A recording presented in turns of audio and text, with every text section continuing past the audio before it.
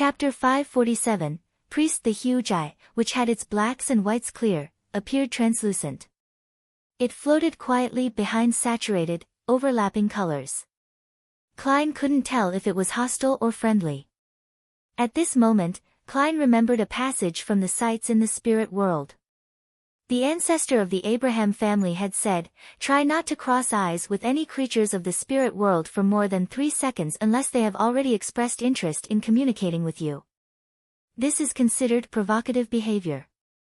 Also, do not let yourself appear terrified and nervous. For some predators, this will increase their desire to attack." As the words flowed through his mind, Klein retracted his gaze and continued to chase after the flying hardwood cane in front of him, at a rather adequate speed. The sight of the full black armor set and black crown he donned, matched with a cloak of the same color, entered the round eye. But the figure quickly passed by, disappearing far away. It didn't stir up the slightest change. In essence, the spirit world is a very dangerous place. If one isn't careful, one can encounter a terrifying existence at the demigod level. As Klein continued to make his way through, he realized that this place was truly chaotic. Although the 7 lustrous brilliances that could be used to mark his location remained high above, covering the sky, they could still be seen from time to time beneath his feet, to his left and right, and from the front and back.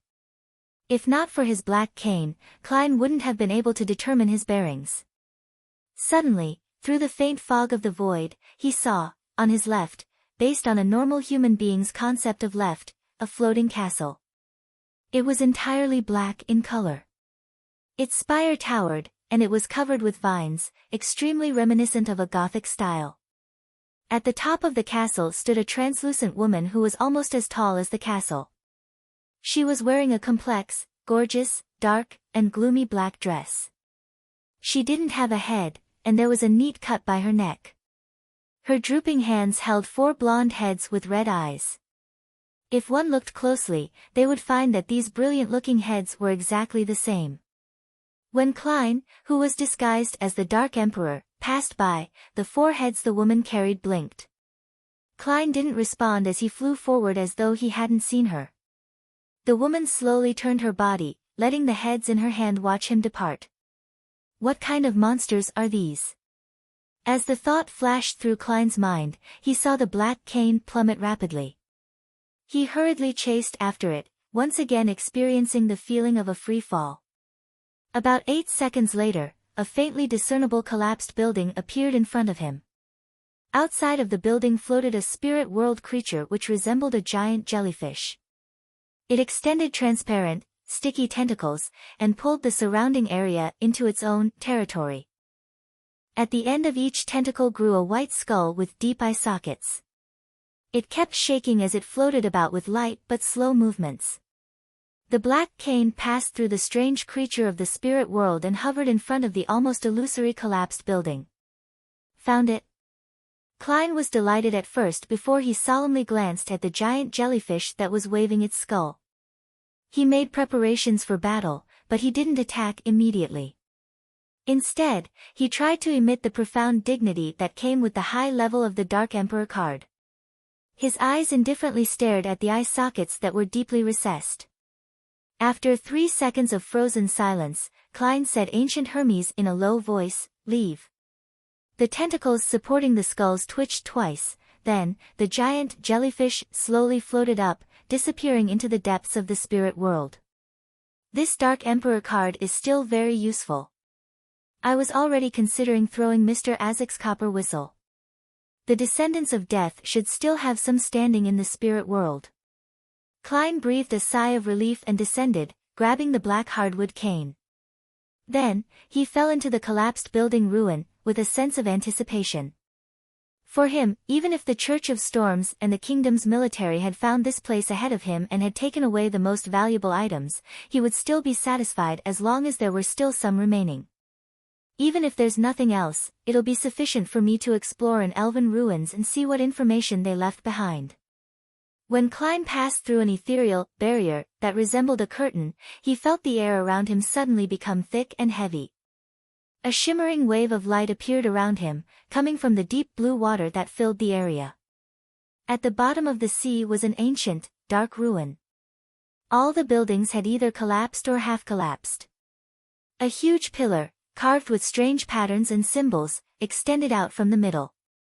It appeared to be heading straight up to the top, as if it had supported the place in the past, but now it was broken and was leaning on the top of a nearby building.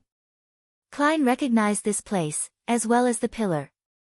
It was the hiding place of sea god Calvetua, a hidden place where reality blended with the spirit world. At this very moment, an unwilling, pained, angry, and crazed scream echoed in the air. It didn't weaken in the slightest. That scream was precisely the same howl of hatred that Calvetua had let out before its death. It's really dead. Holding the black cane, Klein landed on the greenish-gray stone road in front of the ancient ruins. On both sides of the road stood pillars that were neither thick nor tall, and on them were also strange patterns that were different from the symbols and magic labels from before. At the bottom of each stone pillar, there was a figure sitting beside it. Some of them wore ancient robes, while some wore brown jackets that were fashionable nowadays. As soon as they sensed someone approaching, they raised their swords, axes, and other weapons, stiffly but quickly. They turned to where Klein was, revealing their weathered, grayish-black faces and their shriveled bodies which were devoid of any flesh or blood. Their eyes, feverish and numb, were fixed on Klein, who was wearing a black crown and black armor. Calvetua's devotees. However, this also means that the Church of Storms and the kingdom's military haven't found this place yet. Klein sighed and injected his spirituality into the sun brooch. He muttered a word in ancient Hermes, holy. He activated the sun brooch's holy oath, and through the corresponding word in ancient Hermes, he temporarily added a holy attribute to the damage he dealt with his attacks. Pa! Klein flicked his wrist and threw his cane. He bent his body slightly and charged towards the first sea god guard, who came rushing over. While running at high speed, Klein suddenly turned left and dodged the enemy's axe. He then swung his arm backwards and used his cane to draw a clear grayish-white crack on the enemy's body. Pure golden flames silently rose from within the crack, wrapping around the sea god guard and burning it until it was on the verge of collapse. Bam! Klein exerted strength into his feet and stomped past the enemy. Behind him, the completely desiccated sea god guard finally collapsed, turning into ashes within the golden flames. Tap! Tap! Tap! Klein bent his back, quickly moving forward, sometimes to the side, and sometimes diagonally as he passed by each of the sea god guards. At the same time, he brandished his cane, whipping, stabbing, cleaving, and slashing, leaving different marks on the guards that resembled desiccated corpses. Tap! Tap! Tap! Klein passed through the road and arrived in front of the half-collapsed ruins. Behind his gently fluttering black cloak, the sea god guards bloomed into golden torches, lighting up the greenish-gray stone slate and the patterned pillars. Amidst the chaos, the guards fell down, one after the other, and no longer moved. Klein went up the steps and entered the building where the half-collapsed pillars were. The first thing that entered his vision was an unimaginably huge blue sea serpent. The scales all over its body were slippery, and they were covered with patterns that were similar to the symbols inside the ruins. Its gaping jaws bit into a pillar, its curved milky white fangs sinking in. Its body below its head height was slumped across the ground. Its coiled body occupied about a third of the expansive hall, like a small, blue hill. However, its surface was covered in wounds with mangled blood and flesh. Even its bones could be seen.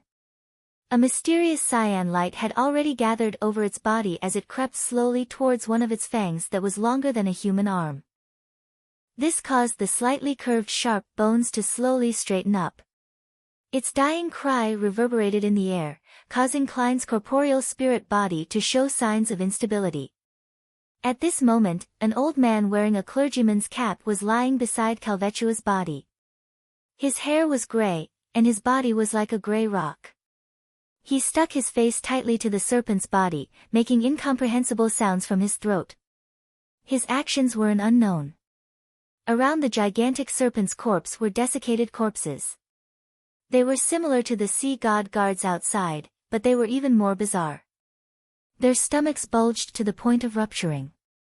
In addition, their mouths were stained with dark red blood and had strips of bluish meat hanging from them. The blue dots of light also leaked out from their bodies, rushing towards the white fang that was gradually straightening up. Before Klein could figure out what such a scene signified, the old man in the clergyman's cap, who was lying on top of Calvetua, stood up in a staggered manner and turned around. His eyes were flashing with a blue light, his mouth was covered in blood-red meat which he was using all his strength to bite into. In the place where his face had been stuck to, the snake's body was mangled. It was missing a lot of flesh and blood, and even its bones were almost visible. He was eating up the corpse of sea god Calvetua. This. Klein frowned, roughly understanding what was happening. After Calvetua's death, the priest and guards in the hall lost control and began to frantically devour its flesh and blood. At this point in time, the Beyonder characteristics had yet to appear completely. Calvetua's body still contained a large part of it, and many guards had problems with a potion overdose or conflicting pathway characteristics. They broke down on the spot and died completely. However, there were always people who were lucky enough to survive the sudden death, or there were those who lost control of themselves and became disgusting monsters, or those who directly skipped a few sequences and became a powerhouse, or those who became lunatics with distorted demonic powers due to the mixture of pathway characteristics. Regardless of which one it was extremely dangerous. Klein looked down from the surviving priest's face to see his belly bulging like a pregnant woman's. A strong burgeoning and contraction appeared there, resembling a huge heart. Chapter 548, Trick to Dealing with Large Creatures in the Ruins that was filled with seawater and was half fused with the spirit world. Klein stood at the door of the central hall, wearing full-body black armor. Inside was the gigantic blue serpent's body that was being mutilated for food and the old priest with his bulging stomach. The latter's skin was a grayish-black, as though it had become desiccated from prolonged exposure to the wind. His eyes flickered with an azure-blue glow as he stared intently at the guest, who wore a black crown, as though he was considering where he should start his meal from. Without any hesitation, Klein reached into his body with his right hand and took out a brown translucent bottle. Then, he stretched out his left palm and quickly unscrewed the lid before casually flinging the biological poison bottle to a corner of the hall. In this environment, which was half submerged under the sea, other than fire of light which could consume the undead and evil, no other flames could exist, thus, it also limited two important powers of Klein's magician sequence. Therefore, he could only push his other advantages to the limit right from the very beginning. At the same time as when he threw out the biological poison bottle, Klein's left glove quickly became resplendent, as if he was reflecting the light of the noon sun. Around his body, the undulating seawater was stained with a golden color as it spread outwards, layer after layer. This was the priest of light's power from the creeping hunger, light of purification.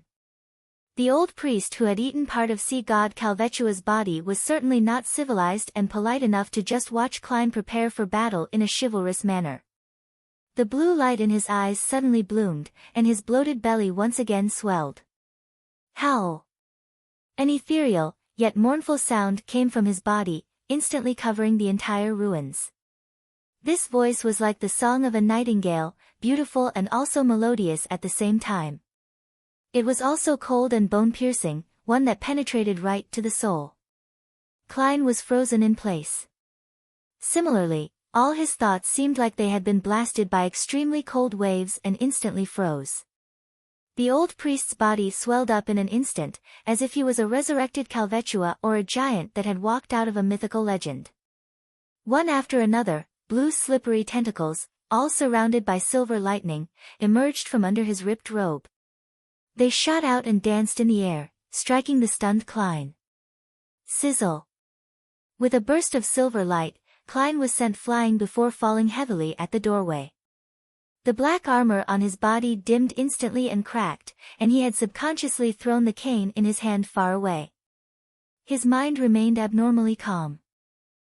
In a situation where he was almost frozen, he didn't even have the thought of using paper figurine substitutes and had ended up taking on the blow head-on. If it weren't for the Dark Emperor card and Azek's copper whistle which were simultaneously reinforcing his spirit body, with him essentially being a sequence 6, he would have been seriously injured and even killed instantly. The tentacles surged over again and struck down. Klein, who was jolted awake by the electricity, agilely somersaulted away, barely dodging the attack. He glanced at the man's body. He turned around immediately and ran out the door without any hesitation. It was a determined and decisive action. Tap! Tap! Tap! As Klein ran and flew as though he was pathetically fleeing for his life, the old priest's silver lightning-enshrouded blue tentacles were chasing him from behind in a bid to pull him back into the hall, but Klein would nimbly change direction, dodging with his agile movements and timely somersaults. Seeing that things weren't going as he wished, the old priest's belly expanded once again, and his cold voice resounded in the ruins. But this time, Klein was prepared. Although his body remained stiff and bogged down, it was soaked by the seawater before turning into a pile of soggy paper. At last, the old priest moved. With heavy but swift steps, he attempted to catch up to his enemy. The colossal figure rushed to the door, and the colossal figure slammed onto the collapsed roof and wall with a bang. The door here was originally large enough for a creature like Calvetua to pass through, but the collapse of the ruins and the madness of this sea god before its death had caused the place to collapse. The collapsed rubble left the door with an opening that was 2 meters tall and 1 meter wide. As for the old priest whose mind was clearly abnormal, he had slammed right into it, causing him to be stuck. Klein, who had been waiting for this opportunity, stopped and turned around. He half closed his eyes, straightened his back, and spread open his arms. A beam of golden light descended from the sky, pounding the old priest's body directly. Patches of his robe that hung over his body had ignited, and his grayish-black skin and flesh fell to the ground in chunks, melting and evaporating under the pure radiance. It was only then that Klein made out what the oddity in the old priest's belly was. The swelling was intense, especially in several areas, forming the complete outline of 2 eyes and a mouth. It was as if there was someone hiding inside the old priest's stomach, putting their face there in an attempt to escape. Bang! The old priest exerted strength with his legs which were covered by the black serpent skin, causing him to be thrown backwards from the collapsed door. Rocks were sent flying and the seawater surged.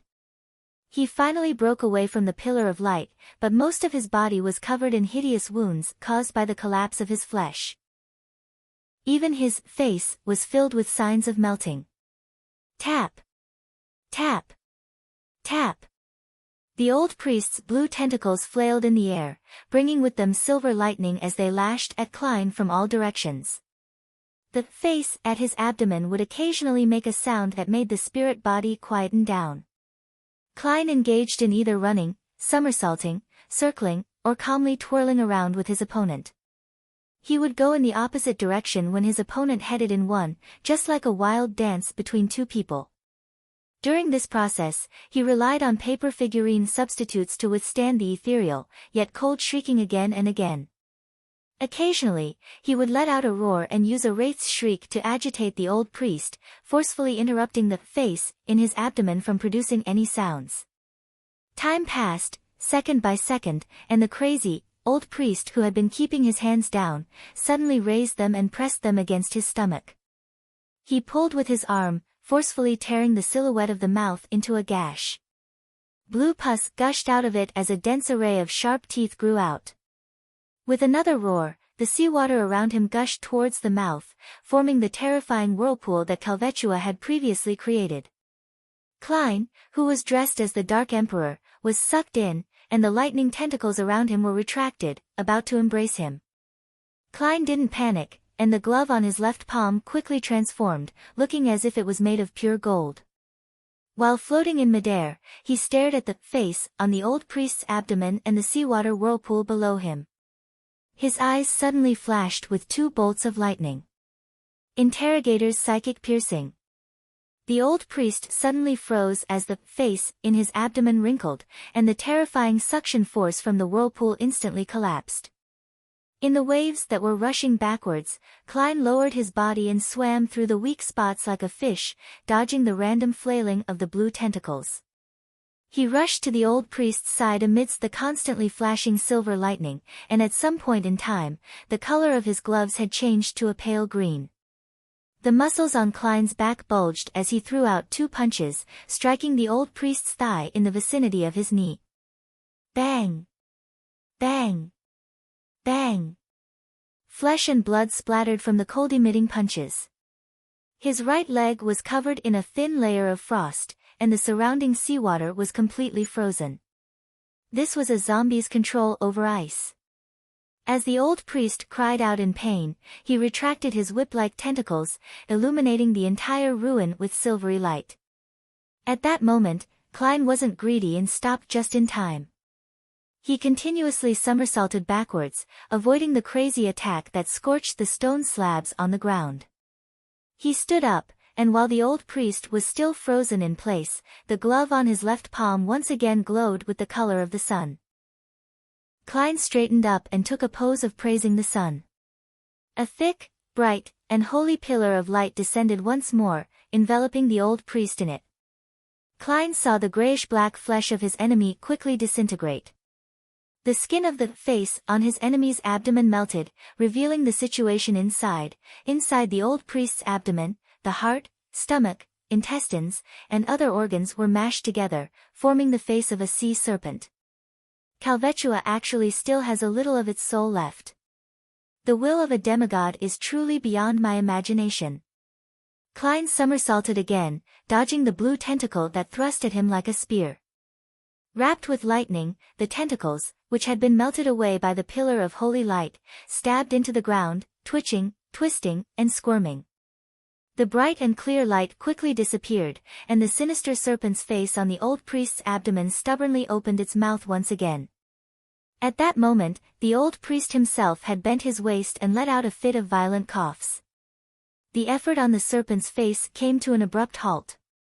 The biological poison bottle had finally shown its effects. Klein didn't miss the opportunity. He stood up straight again and spread his arms out as though he was hugging the sun. A pillar of light with many golden flames illuminated the area.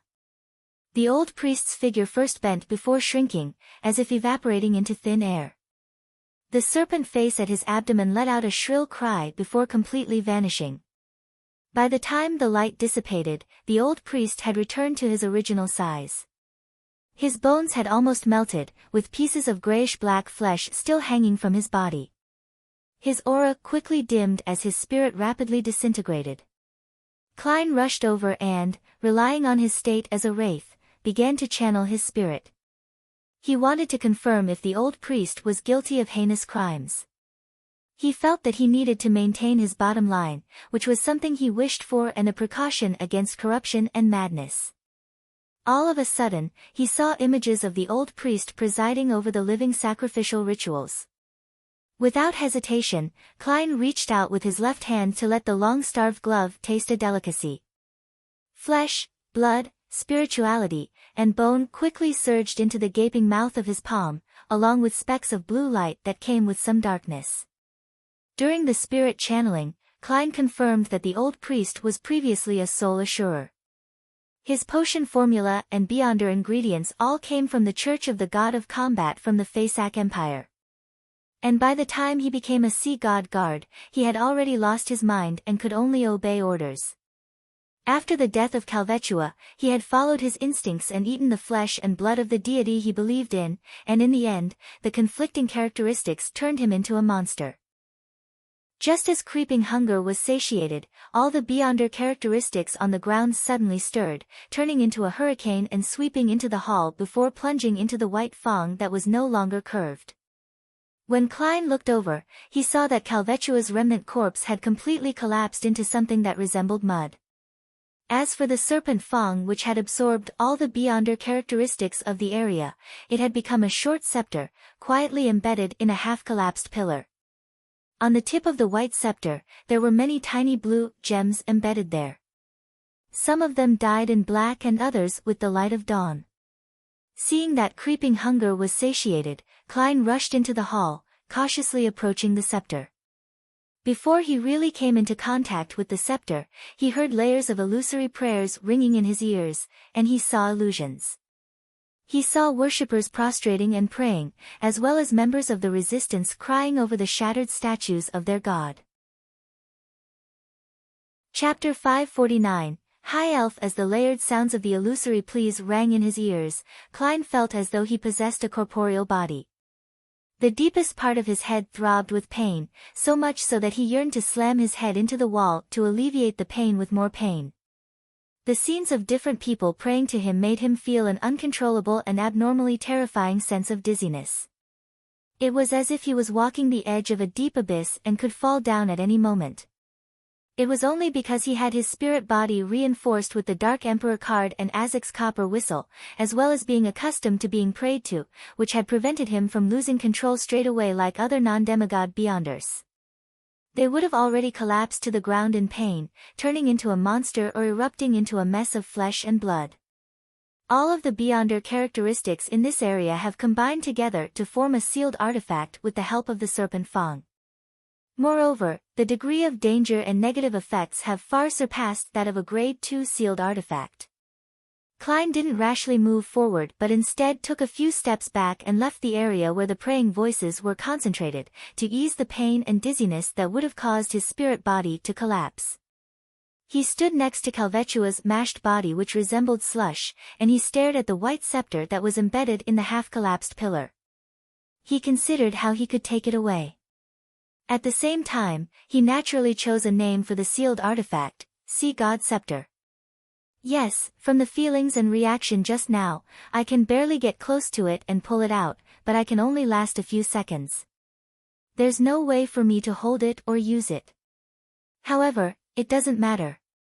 Once I have it in my hand, I'll terminate the summoning ritual and return above the gray fog. There, I can effectively block the thousands of prayers and any of the still unknown negative effects. It will allow me to study it with ease. Klein quickly came up with an idea. In his wraith state, he could instinctively communicate with the spirit world to receive a revelation without the need to toss a coin. His spiritual intuition told him that doing so wouldn't be too dangerous. After making up his mind, Klein began to clean up the mess and take the opportunity to see what he could find in the ancient elven ruins. He first headed to the corner and picked up the translucent biological poison bottle, screwed the lid back on, and stuffed it into his body. Then, he turned around to find an iron cigar case that was half hidden beneath the slushy remains of Calvetua. This. I thought it had been swallowed by Calvetua and corroded into dregs. Klein clicked his tongue in wonder and quickly walked over. Because he had been left feeling numb from the discharged electric currents from the seawater, he raised his right hand, allowing the iron cigar case to float slowly in the air before landing in his palm. Klein glanced around and saw that the surface of the iron cigar case was covered with corrosion marks. However, it was still barely usable. As for the other items that were sucked away by the seawater whirlpool back then, there were no signs of them. The aura of the gray fog made Calvetua uncomfortable, so it vomited it out right away. Or has this iron cigar case undergone some sort of mutation that makes it not prone to corrosion, allowing it to survive until Calvetua died? Amidst his puzzlement, Klein placed the cigar case into his body, planning to study it after he left. Under such circumstances, he was in a race against time. He couldn't afford even the slightest delay, because Klein didn't know when the Church of Storms and the kingdom's military would find this place. He walked around the half-collapsed pillar from a distance and entered the rear of the hall, which had almost completely collapsed. There should have been many murals here, but with the destruction of the walls, they had all disappeared. Klein flew all the way to the end before seeing about a third of an exquisite throne being buried by stones and pillars. On the left side of the throne, there was half of a mural that depicted a confrontation between two figures. Looking down on the enemy from above was a man treading waves with dark clouds above him. He seemed to have storms draped over him as he had relatively softer features. His contours had an oriental trait from Klein's past life. He held a spear formed of pure lightning in his hand against an ocean that had drowned everything. Beneath the man was a man wearing a simple white robe. His face was blurry, and it was difficult to discern his age. It was only barely possible to tell that he was a man. There was a halo behind the head of the white-robed man. It quietly emitted a bright light like the sun. Beneath his feet was an illusionary circle with 12 segments. Each segment had symbols representing different times. Behind him was a shadow that was like a curtain, and within the shadows, it appeared as though there was an eye peeking out from it. Relying on his solid foundation in mysticism and rich knowledge from many sources, Klein quickly made an interpretation. Waves, storms, dark clouds, lightning. This should be the ancient god, elf king Sanaithrim. Indeed, he's just like the legends, with the rather soft facial features of an elf. This ancient lord of storms doesn't give off any irascible vibes, and his looks are surprisingly good. Ha, this is a mural in an elven ruin, so it's normal for them to beautify their own deity. The sun-like halo and the 12 circular segments that symbolizes time, Isn't this the father of Aman and Adam, the creator who's known in the outside world as the ancient sun god and is revered in the city of silver as the omnipotent and omniscient god? There's a shadow curtain behind him, and behind it hides an eye. Yes, one of the images of the true creator is the eye behind the shadow curtains. As expected, this is the creator who took back the ancient god's authorities with 8 king of angels following him. Is this mural a depiction of elf king Sanaithrim's battle against the creator? Klein retracted his gaze and began searching for something of value. Following his spiritual intuition, he came to the throne, reached into the base of the collapsed stones and pillars, and pulled out an object. It was a flattened golden wine cup. Its surface was engraved with intricate patterns, and its wine leg was already bent. At the bottom was a row of elven words, Calamity, Kohainam. The original owner of this ruin is a high elf named Kohainam. Did he, or should I say, he, have the title of Calamity? It matches the Book of Calamity that Letitia and company found. Both ruins should belong to the high elf, Kohainam, and there should be some kind of miraculous connection between them. Unfortunately, this golden wine cup is just a simple wine cup. It carries a bit of spirituality simply because it's inscribed with the true name of the high elf.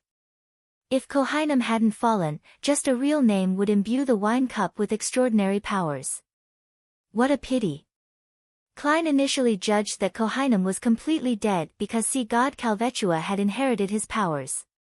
However, Klein couldn't be too sure, because despite it being hundreds or thousands of years later, the Book of Calamity still had the quality of driving Letitia, a beyonder whose sequence wasn't too low, to lose control. Furthermore, it doesn't seem like it's something sea god Calvetua was capable of. Could the high elf, Kohainam, have the ability to split his beyonder characteristics? Calvetua only inherited a portion. Most of the remaining beyonder characteristics is the source of the Book of Calamity's unique quality. Kohainam is dead, but he hasn't completely perished. Of course, Calvetua, who swallowed Kohainam's beyonder characteristic, was just a beast without intelligence. No one knows what happened at that time, perhaps some of the characteristics were lost and formed a sealed artifact. After Calvetua's defeat, it fell into the hands of the Church of Storms. Yes, I'll ask Little Sun via the world at the tarot gathering next week. He should know who Kohainam is.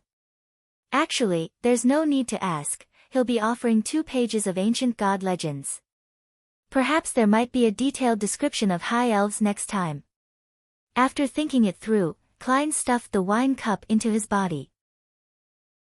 After all, this was made of gold, and even if the high elf, Kohainam, wasn't dead and had some sort of connection with the wine cup, the gray fog could still block him out. After a thorough check, and seeing that there was nothing of note, Klein quickly flew back outside and picked up the black hardwood cane before wiping out any traces of the battle. Then, he took out a paper figurine. With a casual shake, he threw it into the seawater, causing it to quickly turn soggy before reducing to dust. The earlier parts can be interfered with, but I won't have the time or opportunity for the rest. Luckily, I am now disguised as Dark Emperor. As for the remains of Calvetua, his flesh no longer have any value, and his bones are too heavy. It might affect my ability to wield the sea god scepter. With the help of cogitation, Klein stabilized his state and quickly flew towards the white bone staff on the half-collapsed pillar. Again, the sounds of illusory pleas filled his ears. Either pious, crying, fanatic, or numbed worshippers filled his vision, and the throbbing and dizziness became more and more intense. Relying on his rich experience and the spirit-body reinforcement from using the Dark Emperor card and Azek's copper whistle, Klein barely managed to hold on until he finally arrived beside the sea god scepter. He extended his right hand, and he grasped the middle section of the white bone scepter. As soon as the two made contact, the scene before Klein's eyes became clear, and the buzzing sound beside his ears instantly became real. He saw the bald, wheelchair-bound rebel, Kalat, collapsed on the ground, struggling to reach the shattered figurine of Calvetua, chanting its honorific name over and over, his eyes filled with despair. He saw Edmonton, with his blue sea serpent tattoo, prostrating himself in front of another Calvetua figurine which was strangely bleeding, constantly knocking his head against the ground, creating a bloody mess. In the slums, he saw believers hiding in their homes, weeping and praying numbly. Klein's black armor couldn't support his body anymore as it quickly collapsed. At the same time, his solidified muscles tightened as he exerted strength with his hands. Amidst the layers of resonating prayers and numerous clear scenes, he suddenly pulled out the short white bone staff that symbolized the sea god's authority. Whoosh! The seawater in the ruins surged violently, either churning or transforming into a whirlpool. Klein calmly held onto the sea god's scepter with his pitch-black crown before immediately vanishing. He directly returned above the gray fog. When the familiar towering palace entered his sight, the sounds of praying and the hallucinatory scenes in front of him had already disappeared. Sitting on the high-back chair belonging to the fool, Klein lifted his right hand and examined the sea god's scepter inlaid with blue gems and stained with some darkness and the light of dawn. Countless points of light floated around the sealed artifact. Each point of light seemed to correspond to a praying believer. This caused the milky white body of the scepter to glow with psychedelic and holy streams of light. At this moment, Klein felt like this scepter was the true body of the sea god. Chapter 550, The Negative Effects of the Sealed Artifact. After some wrestling with the sea god's scepter, Klein gained a preliminary understanding of its powers. It could create tsunamis, create hurricanes, produce torrential rain, and bring forth lightning. It could allow a person to fly in the sky and roam the seabed with almost no restrictions. It was nearly indestructible and could be used to smash an enemy's head in. It allowed the wielder to never get lost without the existence of any other powerful factors. It would provide an unimaginable level of balance, drive many sea creatures to do one's bidding, respond to prayers from believers, and also allow the wielder to obtain the same kind of strength as a sea monster. It was equivalent to making the wielder the ruler of an entire expanse of the sea. To Klein, this was already considered at the level of a deity. Even on Earth, he could resist an aircraft carrier formation.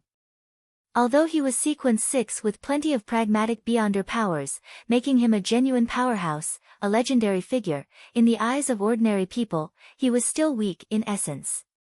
He was still closer to man rather than God. If the situation was right, a revolver would be able to finish him off. Of course, his resurrection, an act of climbing out of a coffin, was a whole other matter. As for the powers of the sea god's scepter, they had all surpassed the level of man. In the folklore and in the hearts of the common man, he possessed the powers of deities and devils. No wonder beyonders are called demigods from sequence 4. They truly are more like God than man. Klein silently sighed with emotion, and then he made a self-deprecating comment. If I use the sea god's scepter under normal circumstances, I can already be a high-ranking deacon of the Nighthawks, becoming one of the 20-odd people with the most power in the church.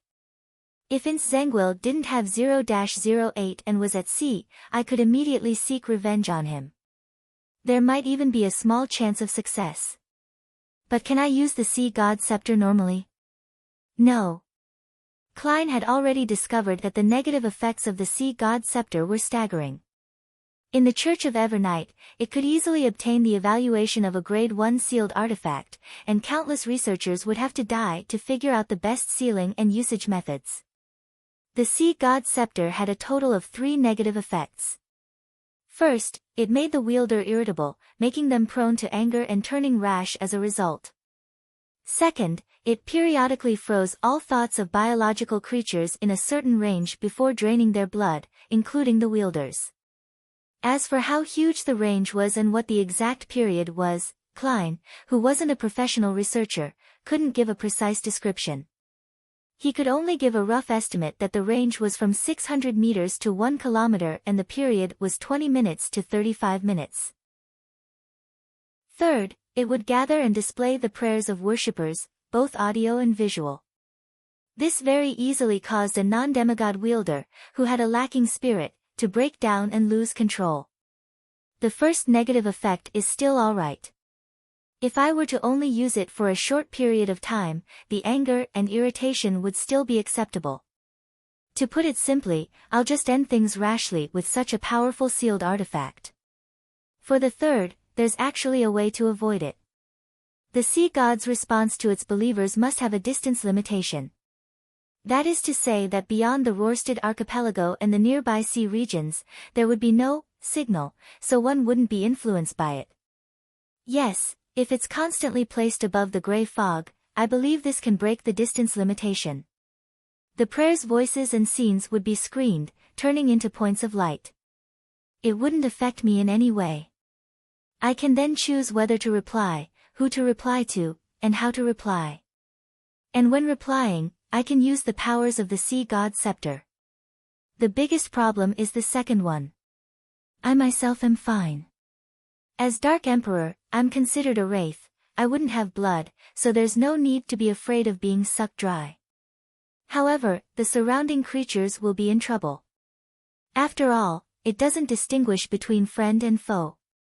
Besides, the frequency is quite unpredictable. It's impossible for me to first discuss with the enemy when I encounter danger about changing our time and place. Klein carefully thought about certain scenarios of him using the sea god's scepter, but it all depended on the environment and accurate judgment, so it wasn't very feasible. Phew, could its fate be to stay above the gray fog? When people like Amon attempt to creep up, I'll give them a bashing, no, a bolt of lightning. Yes, there's another usage method. When people like Miss Justice and Mr. Hanged Man seek my help, I'm no longer limited to using paper angels. I can provide rain and produce some wind.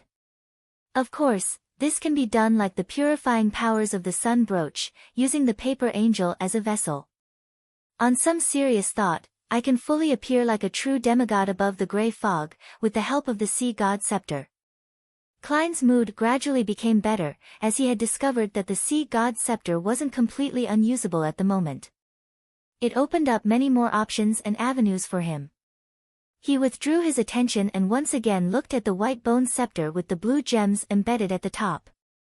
He pondered over another question, and that was whether or not he should respond to the prayers of the followers of the sea god.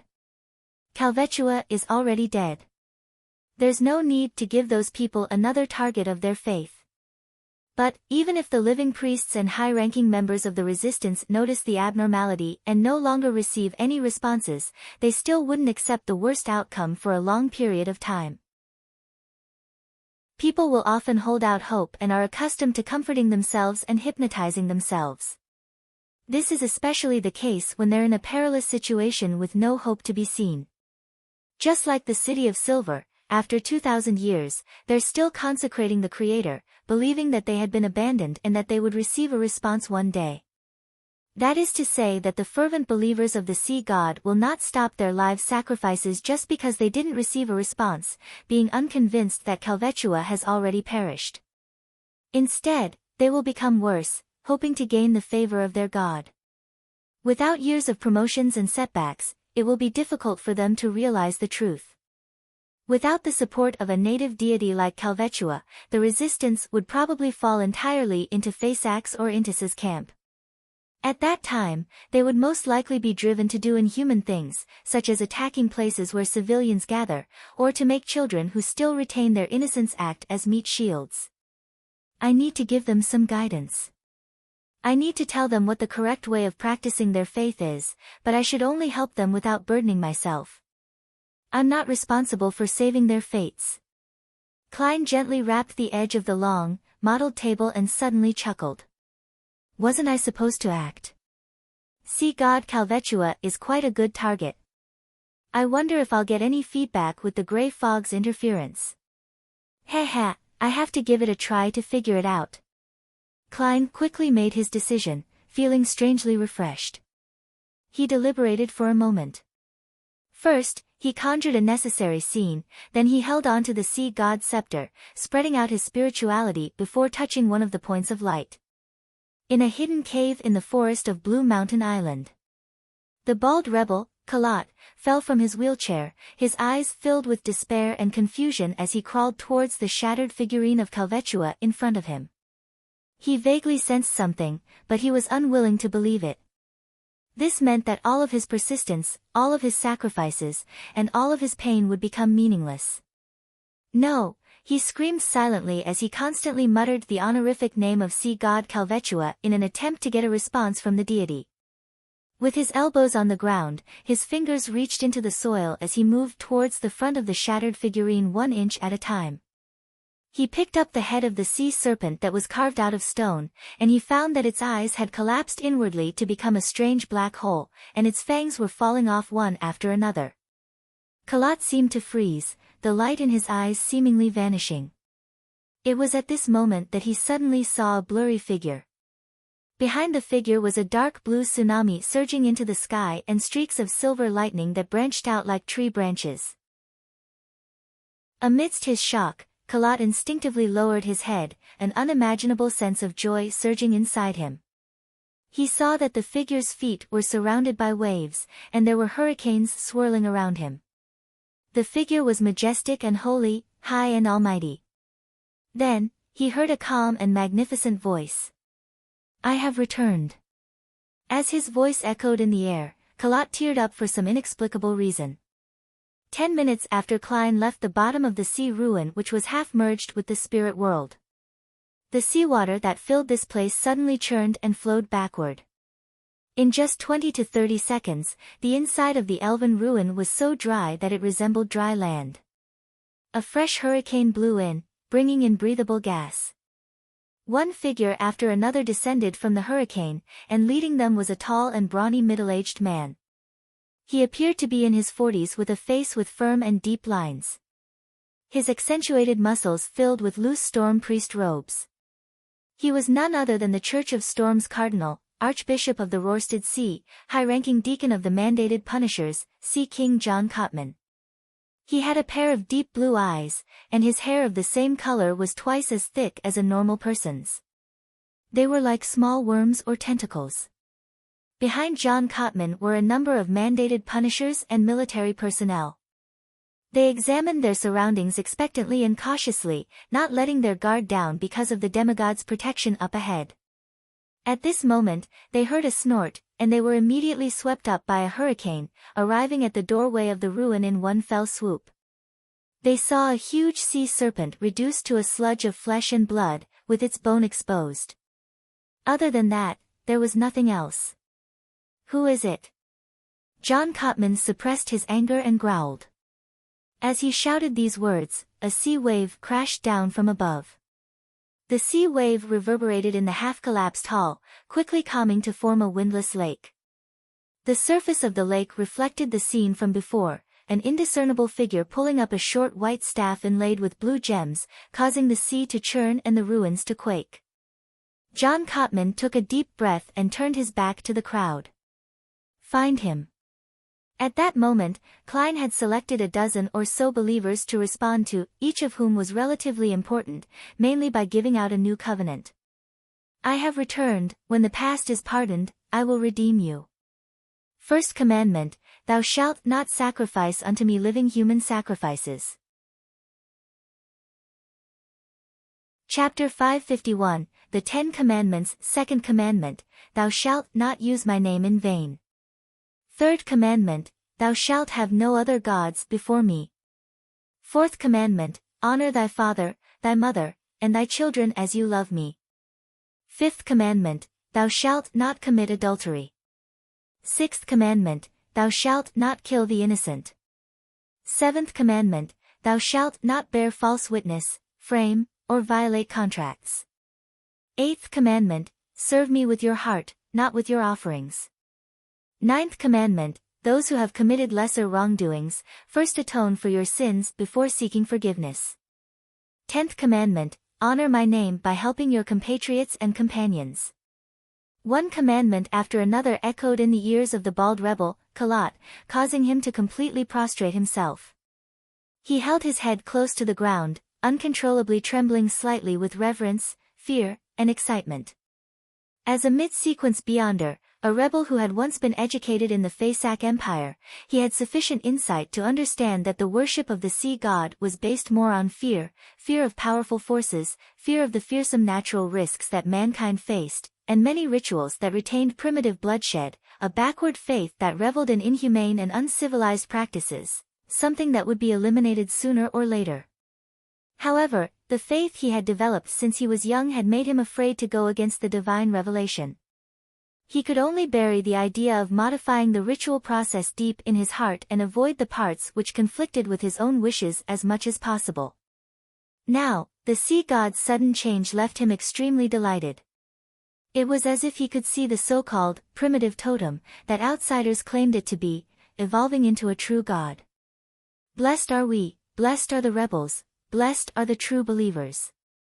In his blurred vision, Kalat raised his head, spread his hands sincerely, and placed them against his mouth.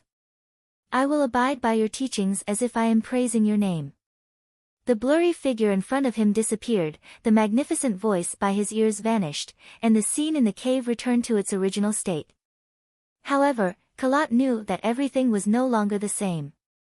He moved his elbows several times and quickly crawled back to his wheelchair. He once again sat on it and turned to the other side of the cave. Kalat quickly met with Edmonton. This member of the resistance with a blue sea serpent tattoo was standing in front of the deity figurine that was bleeding abnormally. His forehead was a mix of scarlet red and black, dirty and gruesome. However, Edmonton's expression was joyful, excited, and satisfied. He looked at Kalat and blurted out, "Did you receive the revelation?" "Yes, it's the aura of God, just like before." Kalat nodded in excitement. Not only has God rebuilt the earth, but he has also rebuilt his covenant. Edmonton let out a sigh of relief. I was even suspecting that I was hallucinating before. It seems like as long as an outsider touches the holy sword, God will be able to walk the land again. There's no need for it to be completely lifted. Kalat chimed, indeed. The reason why the deity figurine shattered and bled is because God has changed his image. We must build a new one. Just like the scenes we saw earlier. God also showed his sacred emblem.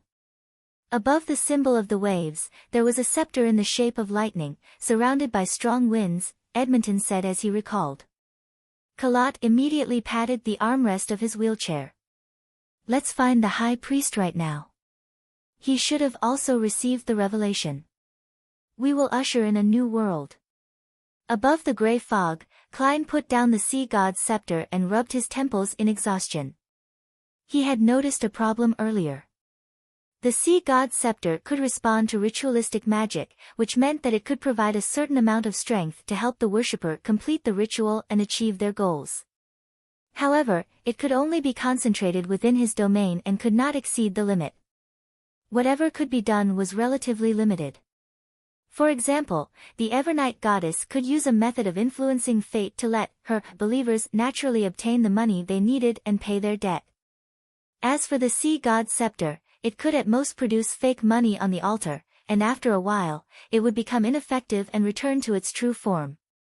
This is the difference between a false god and a true god. Besides, apart from the gray fog, as long as it fulfills the procedure and prayer, the sea god's scepter is capable of automatically responding to ritualistic magic, unless it will use up more than half of its power in one go. This might be why the steps to ritualistic magic are extremely important. Above the gray fog, prayers will be screened, reduced to points of light.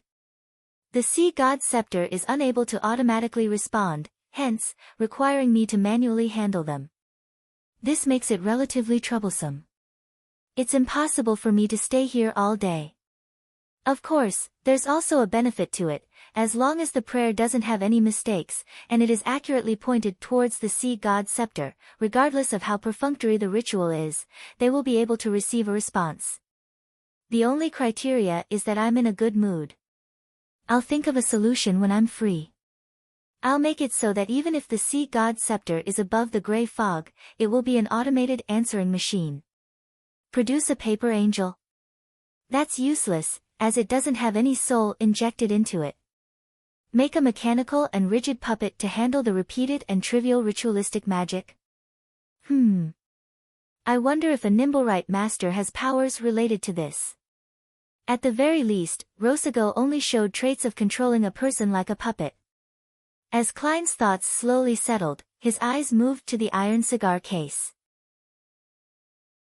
After some research, he discovered that this cigarette case that had a severely corroded exterior had undergone some abnormal changes. It was firmer, tougher, and more resistant to corrosion.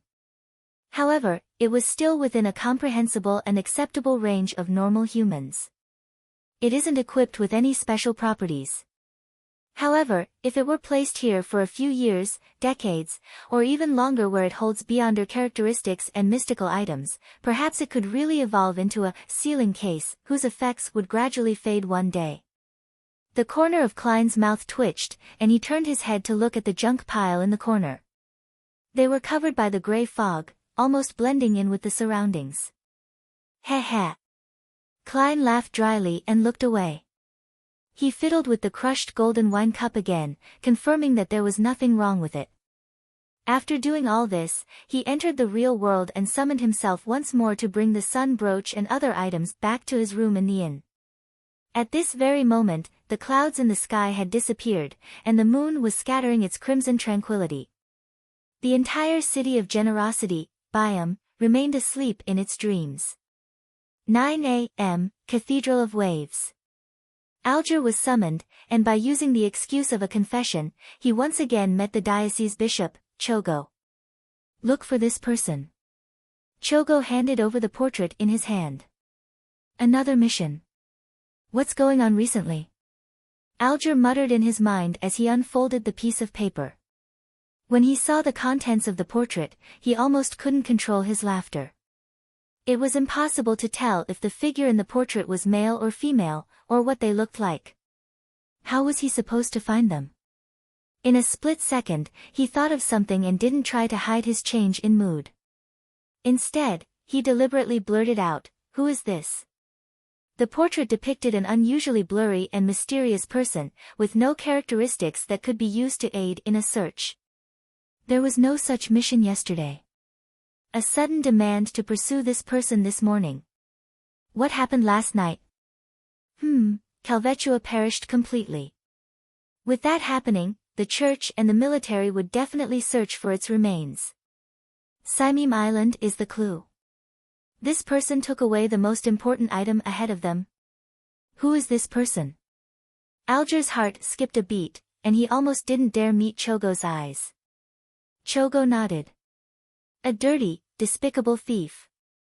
He may be from Intis or Fasak, and he may belong to the Church of the Eternal Blazing Sun or the Church of the God of Combat.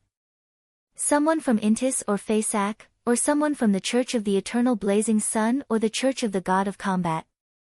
Why would there be such a guess and conclusion? His Eminence John Cotman only received little information at the scene and was unable to pinpoint the target. In this case, it's indeed possible to presume that this person is from either Intis or Fasak, as the main supporters of the resistance and Calvetua are from those two countries. There is reason to believe that they may have already known where Calvetua was hiding. It fits my theory from before. Of course, it could also be something else. Alger controlled his emotions and asked, "What did he do?" "You don't need to know. Just pay attention to any abnormalities from people from Intis or Faisak in Biome. Yes, also include the locals who have become Beyonders. Also, find the people who previously posted the notice on the front door of the cathedral. They might know something, and they could quickly give you further information," George ordered in a deep voice. This is indeed a direction. This is tantamount to telling me that this person has something to do with the notice and the perishing of Calvetua. I wonder whose hands Calvetua's Beyonder characteristic landed in. Who? Right, the world is in Biome. Something happened to Calvetua not long after he came here. Could this be Mr. Fool's purpose? Would this help him in the process of removing the seal and regaining his strength? Alger's pupils contracted as he recalled his conjecture from a while ago. When he woke up, Klein, who had reaped a bountiful harvest last night, was uplifted and in a good mood. He decided to treat himself today and make sure that his 3 meals would be sumptuous and delicious. As he pushed open the door and walked into the living room, he saw that Danitz was out of bed, untying the bandage and splint around his arm. He recovered that quickly. Klein was stunned for a moment. Seeing Gehrman Sparrow look over, Danitz chuckled and said, "My ability at recovering isn't too bad. My sequence 9 is called Hunter. I received a clear improvement in various aspects of my body, allowing me to surpass ordinary humans. When it comes to combat, I experienced a great enhancement. Besides, I'm already at sequence 7. Sequence 9 Hunter. I've killed one, and I know the corresponding sequence SXS name is Conspiracist." Klein suddenly recalled the first enemy he encountered back when he first arrived in Backlund. It had sucked him into a maelstrom that he was almost unable to extricate himself from. "Sequence 8, Provoker?" Klein asked in passing. He had long since guessed Danitz's Beyonder pathway from his adeptness at using fire. It was the Red Priest pathway which Roselle had called a true man. Sequence 7 was called the Pyromaniac, also known in ancient times as Fire Mage. Danitz froze for a second, thinking that Gehrman Sparrow was doubting him. He subconsciously raised his voice. "Do you think I'm not good at provoking?" "No, I'm an expert in this field." Chapter 552, Pomp Danitz threw the splint and bandages into the trash, flexed his left arm, and said, "Typically, a pirate's provocation is an insult, but I'm different. I do targeted insults. This requires one to grasp a lot of information and rumors, and also understand the provocation target. Only by doing this will you be able to make him lose his mind and cause his brain to be burnt out with a single sentence." He paused for a second and said, "Just like with steel. You can curse him, calling him Dog's Hit, or you could curse his parents and captain, but that will be useless. However, if you do an action and throw in a line with that, he will definitely turn into a bull who only sees red." With that, Danitz put his hands on his hips, held his crotch, and shouted in a low, scornful voice, "Bitch. I really want to hit him. He lives up to being a provoker." Indeed, Steel Mavedi has such tendencies and hobbies, TSK. Klein loosened his subconsciously clenched fists. "This is what you call professional provocation." Danitz spread out his hands in conclusion. "If I meet a beast, a monster, or someone who cannot be communicated with since they had lost control, I can proactively emit a feeling that they hate. This is a Beyonder power. People with such Beyonder powers would either be great at receiving beatings, or they would be great at escaping. Clearly, you belong to the latter." Klein cursed inwardly. Without having to worry about his injured left arm, Danitz was in a good mood as he continued, "Actually, I'm very good at setting up traps. It's a pity that you didn't agree with my plan when hunting Steel Mavedi." Klein resisted the twitching of his mouth as he calmly replied, "You still have a chance." "What chance?" Danitz asked out of curiosity. "A chance to set up traps for Beyonders such as Steel. One by one, I'll introduce you to them." Klein smiled. Danitz was momentarily at a loss for words. He knew very well that traps were often ineffective against a man who wasn't afraid of guns, projectiles, fire, or water. Danitz let out a hollow chuckle and turned to look out the window. The weather has cleared up. Does that mean that the serpent, Calvetua, is dead? Klein answered tersely without hiding the truth. Danitz exhaled, hesitated, then said, regardless, after this citywide sweep, few pirates will dare come to Byam for some time. This will definitely include Admiral of Blood. Your plan of hunting him with Captain might have to come to an end. The Sonia Sea is so big, so it's very difficult to find a fleet that intentionally hides their whereabouts. Moreover, they can head for the Fog Sea, Berserk Sea, North Sea, and Polar Sea. If it was that easy to kill a pirate admiral at sea, the church and the military would have done it a long time ago. Let me return to the Golden Dream as soon as possible. Danitz lampooned under his breath. Don't worry, I have a way, and this will be your job. Klein asked without batting an eyelid, what's your captain's opinion? He had already spent £12 to obtain a radio receiver through Furs, but he had been too busy with matters regarding the sea god to bother with it. Hence, he hadn't taken it out from the junk pile above the grey fog to bring to the real world. Meanwhile, Klein had received the money from Miss Justice and Mr. Hanged Man, raising his fortune to £7,085 and 5 gold coins. A wealth at this level was enough to buy a rather large and productive manor anywhere. If it wasn't for my revenge and my hope of finding a way back to Earth, I could have already retired. Klein thought in satisfaction. Captain's opinion. Danitz forced a smile and said, although Captain and the others should have entered within a 500 nautical mile radius, in theory, allowing the attempt of a soulfall ritual, you should know that the sea routes aren't entirely safe. Pirates have to be careful not to get caught by the military or the church. For this, they often need to take detours. I believe we should wait another day before doing the soulfall ritual so as to prevent any wastage of energy and materials. Okay. Klein didn't give any affirmative answers and had turned towards the washroom. He planned on heading out again today to search for a chance to act as another person. Seeing Gehrman Sparrow's back, Danitz exhaled. I must first contact Captain in private and persuade her to let me return to the Golden Dream before I can use the soulfall ritual in front of you. Gehrman Sparrow is someone who likes to head out. I have plenty of opportunities and space. Haha, don't tell me that he enjoys shopping. Danitz thought, curling his lips. After leaving the Cathedral of Waves, Alger Wilson went straight for the Ralph Trading Company in reflection and found the owner, who was reading a newspaper. He was well aware that this middle-aged man, in formal attire, a bow tie, and glasses, was a veteran pirate. He supported the resistance in secret and reverently worshipped sea god Calvetua. What is it, our captain of a ghost ship? Ralph put down the newspaper, crossed his right foot over his left, and smiled leisurely. He was an illegitimate child. His father was an adventurer of Lone and Fasak blood, and his mother was a native. He had made his fortune by becoming a pirate, then being a merchant that did business with both pirates and the officials. He established a vast network of connections that provided him with help at the Governor General's office, the city council, and the police station. Upon hearing Ralph's question, Alger almost frowned, because the man's attitude and tone were rather abnormal. This abnormality was a state that wasn't in accordance with Alger's expectations. In his opinion, after the fall of sea god Calvetua, he was certain that there would definitely be bad omens in the Rorstad archipelago.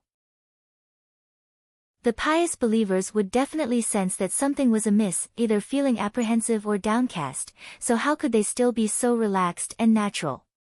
Alger didn't directly mention Calvetua. Instead, he chuckled and asked, do you know where Kovaro has been recently? Kovaro was the pirate captain who possessed the Beyonder characteristic of the Sanguine Baron. It was said that he was once a sailor aboard the Dark Emperor, and that he was part of the periphery forces of the King of the Five Seas, Nast. Who knows? But he's surely not in Byam, otherwise, he would have been caught in the raids in the past 2 days. Ralph shrugged his shoulders. I heard that his boat went south. Alger actually had an appointment with Kovaro on this matter, and he was only using it as a way to start the conversation. Of course, he was well aware that to avoid the tsunami in the waters of the Rorstad archipelago, Kovaro had definitely gone far away and would take some time before he returned to Byam. However, Alger wasn't too anxious, as he already knew that Mr. Moon had been given an acceptance draft. If he withdrew the sum before its maturity, he would receive a discounted value and lose a large amount of interest. He deliberately nodded his head and said, "Got it, thank you for telling me." At this point, Alger pretended to be unaware of what happened as he asked, "I heard that many sea god figurines in many places shattered by themselves."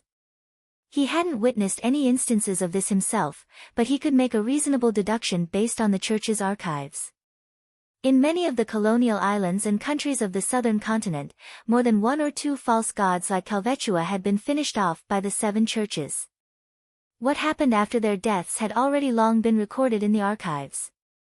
Ralph calmly nodded. Yes, there was such a thing. But that's not bad news. His expression turned fervent. Because God has appeared over the land once again in a new image. God has reappeared over the land once again with a new image. Alger's eyes remained fixed on him, and he felt that this was both reasonable but also unexpected. Judging from the Church of Storm's reaction, he was certain that Calvetua was already dead. Then which sea god was responding to the believers now? Connecting it with his previous judgment, he quickly came up with a bold idea.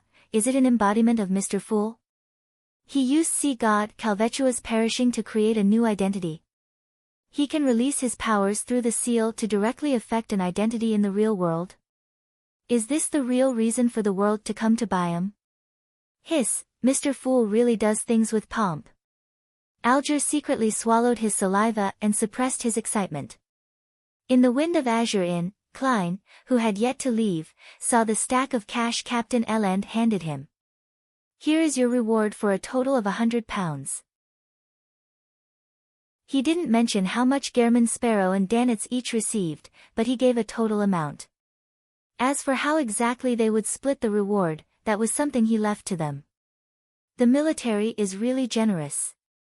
Klein silently mused as he received the thick stack of cash, instinctively taking out 2 5-pound notes and tossing them to Danitz. He lowered his wrist and finally drew another 2 10-pound notes in an expressionless manner. Gehrman Sparrow is still rather just, far more just than just Eland. Danitz put away the reward in pleasant surprise. His wallet that had slimmed down quite significantly over the past couple of days had finally been replenished. Glancing at Gehrman Sparrow in his new clothes, Eland asked, after some deliberation, with his boat-shaped hat in hand, news from the Church of Storms has revealed that the person who posted the notices on the cathedral's door, informing them of the problem between Letitia and sea god Calvetua, was Blazing Danitz. What do you think about that? He stared straight into Danitz's eyes and waited for an answer. Ha! Danitz gave a hollow chuckle. I don't know him. Klein was silent for 2 seconds before saying, while fulfilling a dead adventurer's wish, I came across Letitia and her companions at the inn.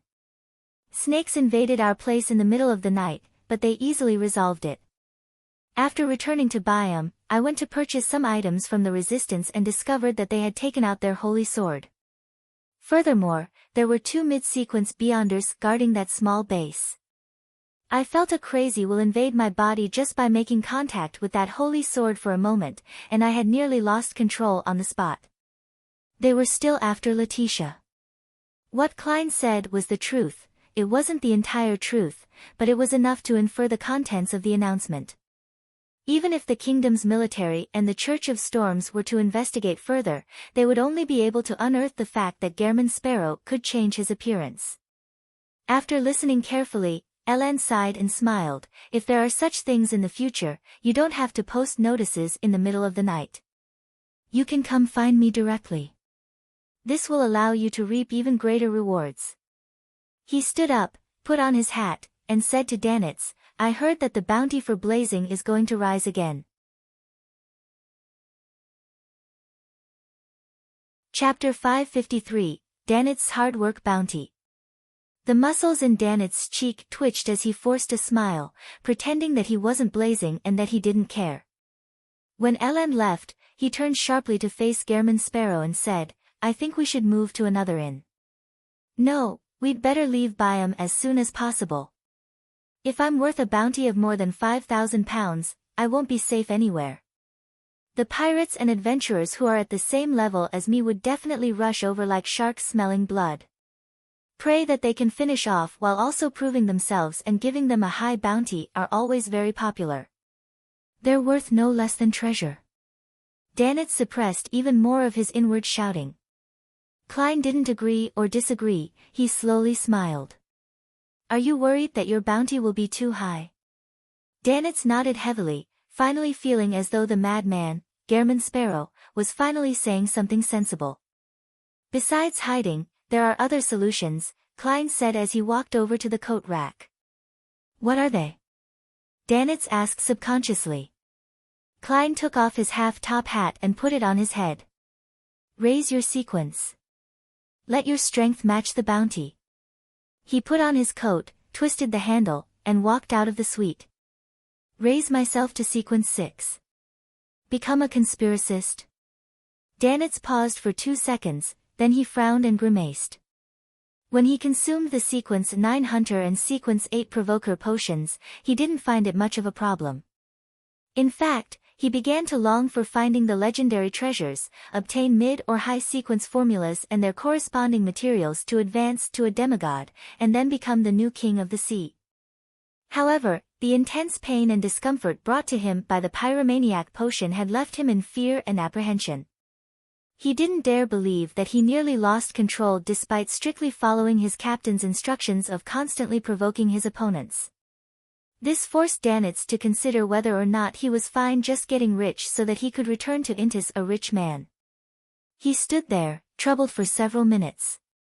Finally, he thought of a question.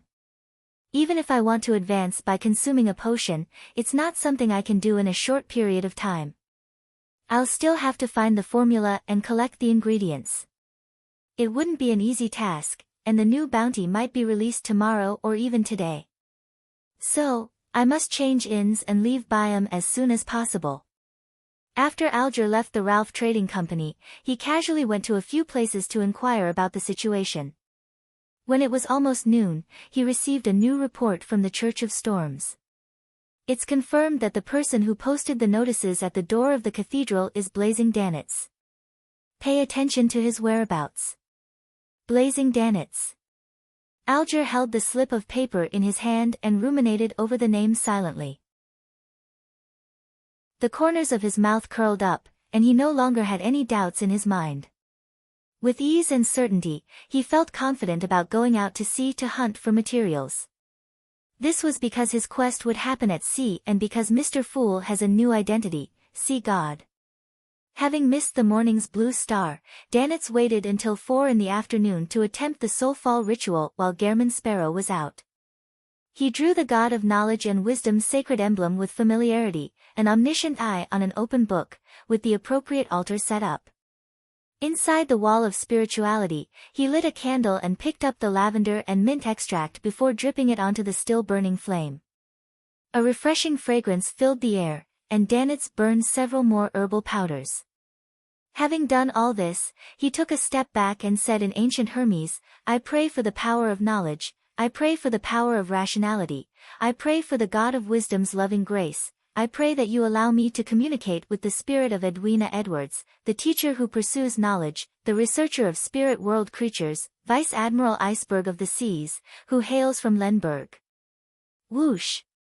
Along with the echo of the incantation, the interior of the altar suddenly became cold. Apart from the 3 candles, the remaining brass dagger, the salt plate, the bottle of extract, and the fountain pen and paper all floated in midair. Danet waited nervously, not knowing what was going to happen next. After nearly 20 seconds, the flames of the 3 candles began to sway, coloring the candles in a pale green color. Danet's body suddenly stiffened. He felt an icy chill invade his body in an irresistible manner. He saw his feet move uncontrollably, and he took a step forward. He saw his left hand rise and grab the black fountain pen and a piece of white paper. He saw himself bend over with a pen in his left hand, quickly writing, "Is there something?" The words were exquisite and artistic, very different from Danit's own style. It was only then that Danitz realized he could control his head and his throat. "Captain, sea god Calvetua is dead." He squeezed out his hoarse voice as though he was suffering from a heavy cold. Details. His right hand wrote smoothly. This was the opportunity Danitz had been waiting for. He immediately recounted everything that had happened, including Gehrman Sparrow's visit to Simeme Island in order to fulfill some adventurer's dying wish, the possibility that Gehrman Sparrow had suffered the sea god's curse and how he easily resolved the problem after closing the door, including the madman's mistake of mistaking the ancient elven ruins as a sea god ruin. Towards the end, Danitz quickly added his own take on the matter. "I believe that Admiral of Blood won't come to Byam for quite a substantial period of time. Most famous pirates wouldn't. It will take at least half a year for this matter to pass. Captain, your hunting plan with Gehrman Sparrow might have to be shelved for the time being. I wish to return to the Golden Dream." His left hand froze for a few seconds before writing, "Continue to follow Gehrman Sparrow, and be my contact point with him. Captain, why you can teach him the soul fall ritual." Danitz yelled hoarsely. His left hand wrote, "This can only be done within 500 nautical miles, and in the case of the person holding the ritual, it would be quite risky for him. And you have our points of contact on the various islands. Those are things that cannot be told to outsiders." Indeed. Gehrman Sparrow is just an outsider. "But, Captain, I really want to go back to the Golden Dream." Danitz racked his brains and said, "Maybe we can invite him to be a guest on the ship." "No, suddenly an idea came to Danitz. "Captain, he has a messenger." "He has a messenger." "A messenger that travels through the spirit world to deliver letters for him. This should be an unrestricted means of communication, and it should be more private and secure. I don't need to be the contact person anymore." Danitz thought in abnormal delight. His left hand hung in midair for a few seconds before he wrote, "If that's the case, there's no problem. As the New Year holiday is coming to an end, it's indeed time for you to return to the ship. You do have some talent in languages, but you still have quite a few problems in other areas. You need to attend more classes and work harder." Danitz opened his mouth, but nothing came out of it. He suddenly felt that returning to the Golden Dream wasn't anything to look forward to. In the evening, Klein returned to the Wind of Azurin. He didn't find a suitable target for acting despite an entire day's work. Due to the sweep from before, many pirates and adventurers that were wanted were arrested. The remaining ones continued hiding cautiously, not daring to go out at all. Whether it was the bars, casinos, or brothels, business was poor and there weren't many customers. "So this is the situation." Danitz came over. He cleared his throat and gave a hollow chuckle. "It would be my first time using the soul fall ritual, and I don't have much confidence. I did a test ahead of time, and haha, it succeeded. I managed to communicate with Captain, and she believes there's no chance to hunt Admiral of Blood anytime soon. She plans on summoning me back to the Golden Dream. As for us communicating, don't you have a messenger? You can use the messenger to send Captain a letter. My messenger was given by a big shot, and it's not mine. Moreover, the messenger can only send messages back and forth between the owner and the owner of the token, without involving anyone else. Yes, it can also be between the host of a ritual and the owner. That reminds me, I have to find a way to get a messenger of my own, or many things will be inconvenient. As for the solution to this, obviously, it's to write to Mr. Azik, who has to be an expert on the matter." Klein calmly pulled over a chair and sat down. He leaned forward and said in a low voice, "Tell your captain that I have a way to find Admiral of Blood." Huh? Danitz was stunned, having not expected such an answer. Then, he saw the corners of Gehrman Sparrow's mouth slowly widen as he repeated, "Tell your captain." Danitz shivered. He didn't dare to make any inquiries as he forced a smile. We'll have to wait until the next blue star, which is between 11 p.m. and midnight tonight. Very good. Klein smiled as he praised. But Danitz wasn't happy at all. Klein stood up slowly, recollecting a special dish he had eaten for dinner, and he headed for the bedroom. The food was called the tiativa, and translated into loan, it was meat within fruit. The cook used a giant local fruit, tina, hollowed out its flesh, leaving only a solid shell, then stuffed it with mashed mutton and fish, followed by sea salt and several types of spices, and repeatedly roasted it over the fire. The meat was fresh, fragrant, and perfectly blended with the sweet and slightly sour flavor of the fruit. Closing the door behind him, Klein first wrote a letter thanking Mr. Azik for his earlier guidance, then he asked again how he could have a messenger of his own. After folding the letter, he took out his copper whistle and summoned the messenger. The messenger didn't stay, disintegrating the moment it took the letter. Phew. Klein rested for a moment, ready to enter the space above the gray fog to see if the prayers of the believers could bring him any useful information, such as who he could actually act as. Chapter 554, Acting as God above the gray fog, inside the palace that looked like a giant's residence. Seated in the fool's chair, Klein raised his right hand, allowing the sea god's scepter to fly out of the junk pile and land in his palm. He originally planned on placing this sealed artifact, that was on the level of a grade 1 sealed artifact, beside his chair. This was to show respect to a demigod item, but after careful consideration, he believed that the sea god's scepter was still unable to match up with the mysterious and powerful fool, who was able to fight against the true creator and primordial demoness. Only a card of blasphemy was barely qualified to match his status. Therefore, he threw the sea god's scepter into the junk pile. Looking at the blue dots surrounding the white bone staff, Klein willed them to split into preliminary categories. Just as he had expected, those blue dots of light automatically split according to his will. Those that merely praised sea god and were prayers with no clear reason sank to the bottom and then rapidly disappeared. Those regarding confessions and pleas floated upward and came closer to Klein's palm. Following his spiritual intuition, he tapped one of the latter. All of a sudden, he saw tall, surging waves and heard the violent whistling of a gust of wind. A fishing boat was bobbing up and down in the undulating deep blue sea, as though it was ready to capsize at any moment. Above the fishing boat, the natives were either hugging the mast or pulling on ropes, making their last-ditch efforts to survive. Many of them were panicking as they chanted the honorific name of sea god. Noticing that this was an ongoing prayer, Klein lifted the milky white scepter. At the tip of the scepter, the blue-colored gems emitted a halo of light one after another before they connected into one and shone onto the scene.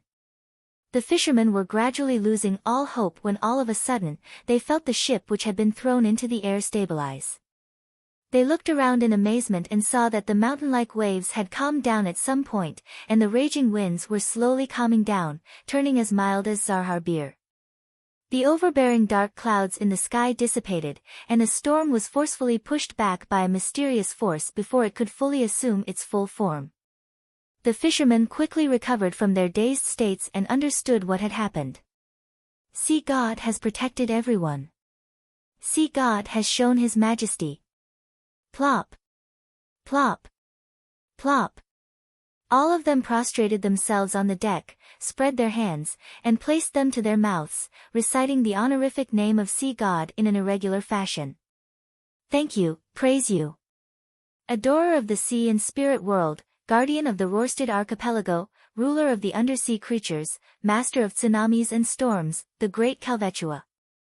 Above the gray fog, Klein felt a little depressed. I was the one who saved you, so why are you thanking Calvetua? That sea serpent will only deliberately create hurricanes, set off waves, and intimidate you so that you would piously believe in it. Klein fell silent for 2 seconds, then he suddenly burst out laughing.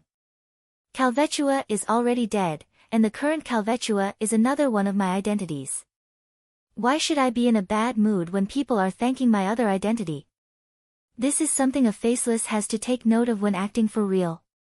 To fully immerse oneself in the role, treating all emotions one receives as their own, but also never forgetting who they really are.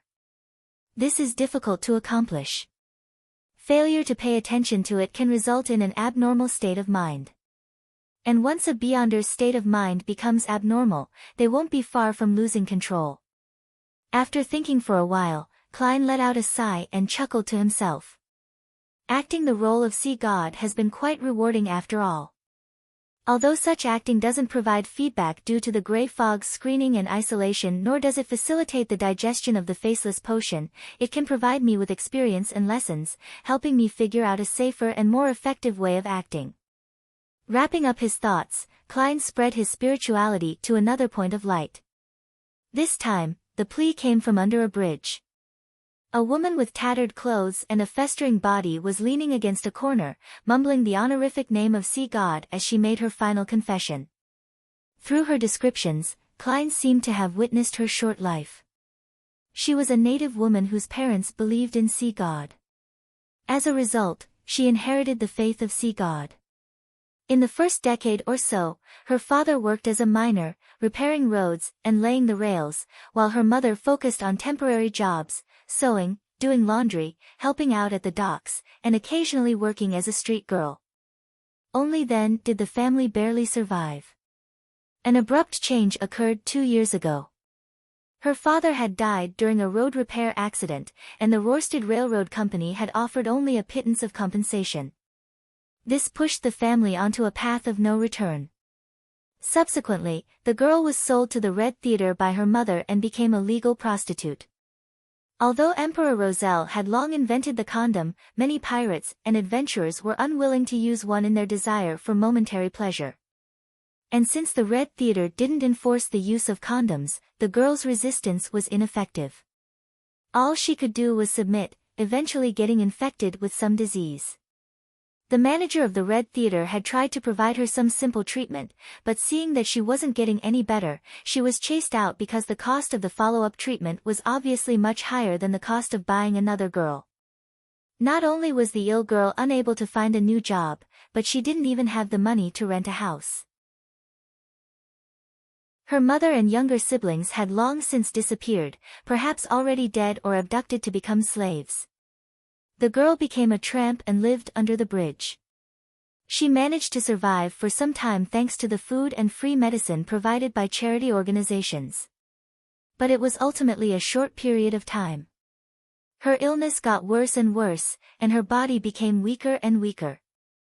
Very quickly, she reached the end of her life. At that moment, she recalled the days when she was the most well-fed and dressed.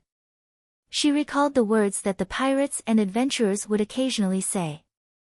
She whispered and prayed to see God, "I want to live like a human being." Klein once again raised his staff, but he found that this sealed artifact didn't possess the ability to cure diseases. He thought of purchasing some medicine from Emlyn White via the world, but he found that the prayer scene happened at noon. The girl had already passed away under the bridge, in mud and dirt, her body filled with agony and intense hunger. Klein was silent for a moment, then he raised the angle of the prayer screen to reveal the location of the bridge. After memorizing the characteristics of the nearby streets and the surrounding area, Klein leaned back in his chair, sighed, and said with an insincere smile, "What a humble wish. There isn't much of an opportunity to act. I'll try my best to bury you like a human being." He retracted his attention and scanned the other points of light, searching for someone he could act as, but he found nothing. During this process, Klein noticed that Kalat, Edmonton, and the other members of the resistance were carrying out a ritual. They had placed a batch of items on the altar, and they prayed for sea god to imbue them with power. So that's how they receive the beyonder items they use for trade. To be at the level of a demigod is truly different. Moreover, they're used to not receiving any immediate replies. It's as if they plan to leave the items on the altar the entire night.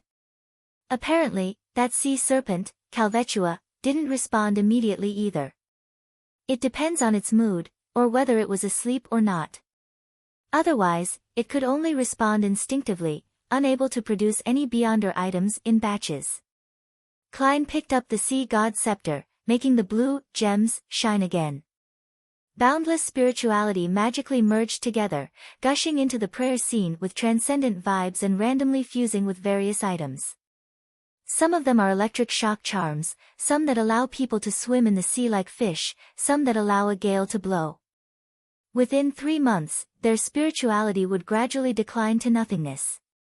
Klein half closed his eyes, feeling the changes in the items. Although he had only responded twice, he was already rather exhausted despite mainly relying on the power of the sea god scepter. However, the first response had to do with him forcibly dispersing a storm and calming the waves, while the second response was to simultaneously provide an enchantment to dozens of items. They were all at the level of a demigod, so it was rather draining on his spirituality. Even if I frequently used the sea god's scepter, I wouldn't be able to last very long. On the other hand, the negative side effects wouldn't be a burden on me. I can attempt to use it at times. Yes, the situation with the resistance reminded me. I can also pray to myself and make a bunch of charms, mainly to allow me to do things underwater. This way, even if I find myself in a sea battle, I wouldn't be so restrained. Oh right, I still don't know how to make lightning charms. I need to seek out the corresponding mysticism information, and with it, I can deal with enemies who have air superiority. Klein silently muttered a few sentences and threw the sea god's scepter back into the junk pile while swiftly returning to the real world. East Chester County. By the side door of a huge manor in the vast and beautiful countryside. Audrey Hall was dressed in a waist-fitting black riding suit with a simple blouse lining her insides. She skillfully sat on the back of a brownish-red mare without showing the slightest sign of wobbling. Her black leather boots were in the stirrups, with her white trousers slightly tucked into them. She smiled at Susie, who had a leather bag on her back. "I'll wait for you at the edge of the woods."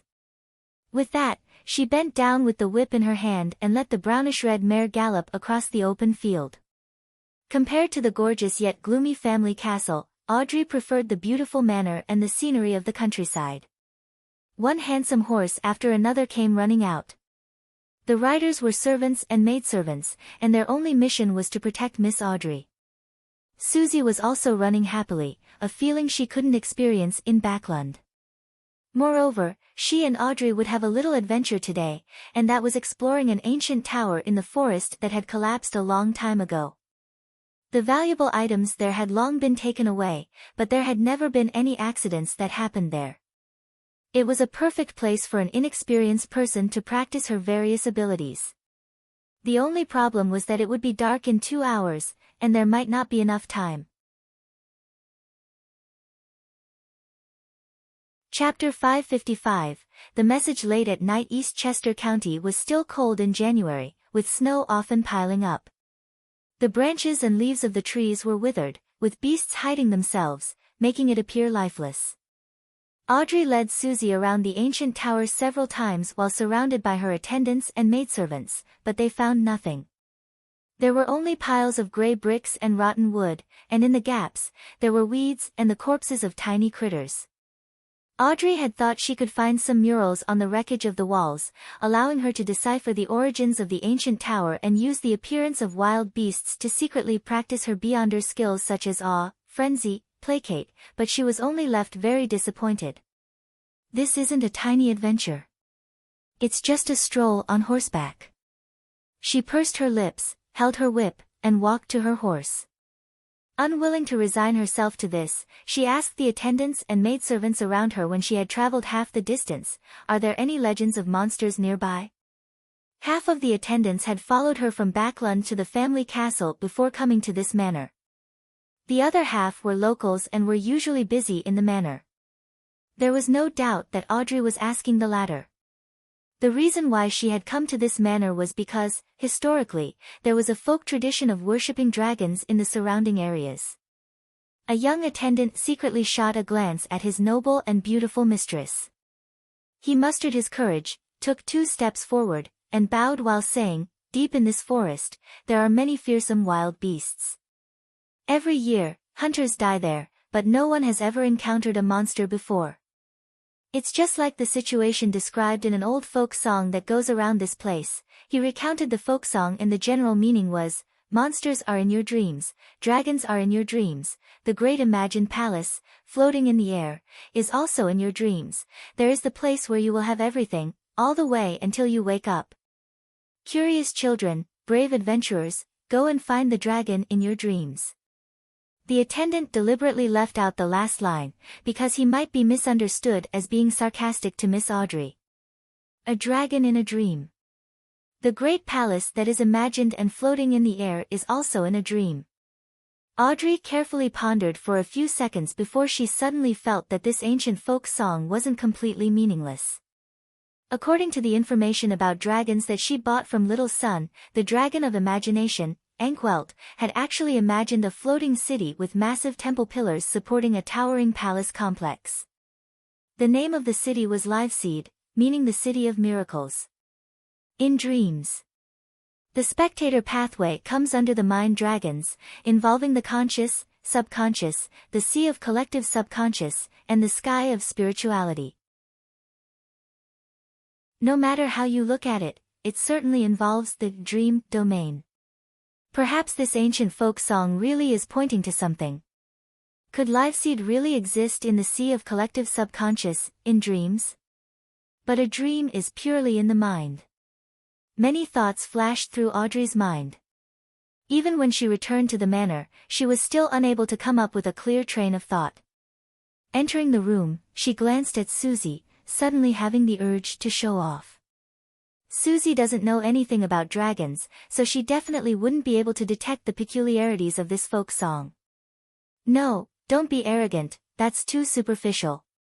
And it's easy for Susie to discover that I'm hiding something. Audrey walked a few steps back and forth with her back straight, and she asked in a seemingly casual manner, Susie, what do you think that folk song is really about? I have a nagging feeling that it's not as simple as it seems. Susie opened her mouth, momentarily at a loss for words because she didn't know anything about poetry. She gave it some serious thought and said, Audrey, I'm only a dog. In a forest in Blue Mountain Island. Because of his agitation and excitement, Kalat didn't sleep at all. Sitting on the wheelchair, he inspected his surroundings, as if he had found a reason to live apart from revenge. After making a full circle, he returned to the altar to pray once again. He remembered the contents of the 10 Commandments very clearly. He knew that he couldn't use God's name in vain, so he planned to use the relatively vague God as a replacement during his prayers. When he approached the altar, his gaze suddenly turned into a stare because the items placed on it all had an unusual aura. For example, a dagger didn't reflect any crimson moonlight but released silver lightning. A leaf had become increasingly greener, making him feel that it was easier to breathe from a mere glance. God has bestowed his grace. This thought suddenly flashed in Kalat's mind. Up to this point, he no longer had any doubts regarding the transformation of sea god. The sacrilegious thoughts hidden deep within him were completely dispelled. The revelation from God that previously said that he will walk the land again was an implication that he is reconstructing his image. This layer of meaning goes very deep, and we actually failed to interpret it before. Kalat slowly took in a deep breath and propped himself up with his hands before solemnly prostrating himself before the great sea god. Soon, he returned to his wheelchair and headed for the residence of the high priest, Edmonton, and the others. He couldn't wait to tell his companions about what had just happened, to share with them the grace of God. At 11:15 in the evening, Klein sat in his chair and watched with a blank expression as Danitz held the soulfall ritual, memorizing all the details while he did it. It still requires help from the spirit world. He made a preliminary judgment. If it's a spirit world creature, one can locate them as long as there's no mistake in the description. Just using a language with a certain amount of power can allow direct summoning or allow them to make their spirit descend. It has nothing to do with distance or range. To a certain extent, deities have this trait as well, but sometimes it's possible to get a response from them even if the prayer is in an ordinary language. Of course, that is only if they have become believers and have caught the notice of the deity. At the level of demigods, they seem to have blended with the spirit world to a certain extent. That's why one can point towards them with an accurate description to receive the possibility of a response. But there will be a distance limitation. Once it's beyond a range, they wouldn't be able to receive the signal. Sea god Calvetua is an example. Vice Admiral Iceberg is considered a powerful mid-sequence beyonder. To achieve something like this, relying on herself isn't sufficient. She needs to use the aid of a corresponding deity, and use a precise and unambiguous description. Furthermore, there are restrictions on distance and range. The moment Klein finished organizing his thoughts, the various items on the altar began to float up, with the exception of the 3 candles. Danitz shuddered uncontrollably, his expression turning cold. Very soon, he let out the female voice of Vice Admiral Iceberg. "Good evening." Her tone seems to contain the anger of being woken up. Klein felt that Danitz's entire person had turned feminine. He hesitated for a moment and said, "I have a way to find Admiral of Blood." "What?" Edwina Edwards, whose spirit had possessed Danitz, already had her tone return to normal, one that usually lacked emotion. Klein said simply, "They use the latest wireless telegraphy technology. I received the frequencies and passcodes from White Shark." "Wireless telegraphy. You know such things?" Edwina appeared surprised to learn that Gehrman Sparrow, who was an expert in mysticism, would also have some general knowledge of radio communication technology. Klein politely smiled. "A little." Edwina was silent for 2 seconds, then she asked through Danitz, "Have they discovered that? Are you referring to whether Admiral of Blood and company have discovered the leak of their frequencies and passcodes?" "In theory, they should have, since their intelligence officer, Old Quinn, has died at the hands of Mr. Hanged Man. However, wireless telegraphy hasn't reached the level of wide-scale adoption yet, so it's easy for those who use it to ignore security risks." Klein didn't respond with absolute certainty. "Perhaps. But we can try. As long as I can listen in on the frequency, there's a very high chance of finding Admiral of Blood. As sea god, even at the level of a demigod, making it difficult for me to know about matters in neighboring seas like the back of my hand, I can still control sea creatures and ask them to seek people out." Klein silently added. Edwina said thoughtfully, "I'll have Danitz help with the surveillance. You know a lot about wireless telegraphy as well." Klein grinned and said, "Okay." When the soulfall ritual was over, Danitz watched Gehrman Sparrow take out a sizable piece of machinery and its corresponding accessories, with mixed emotions. "What is this?" he asked in astonishment. Klein said flatly, "Radio transceiver." Danitz turned agape as he finally forced his question out. "Where did you get it?" Klein glanced at him. Outside, as he spoke, he tossed the manual and information on the frequencies and passcodes to Danitz and went back to his bedroom to sleep. So this is what he does on his frequent trips out. Danitz felt as though he had understood something.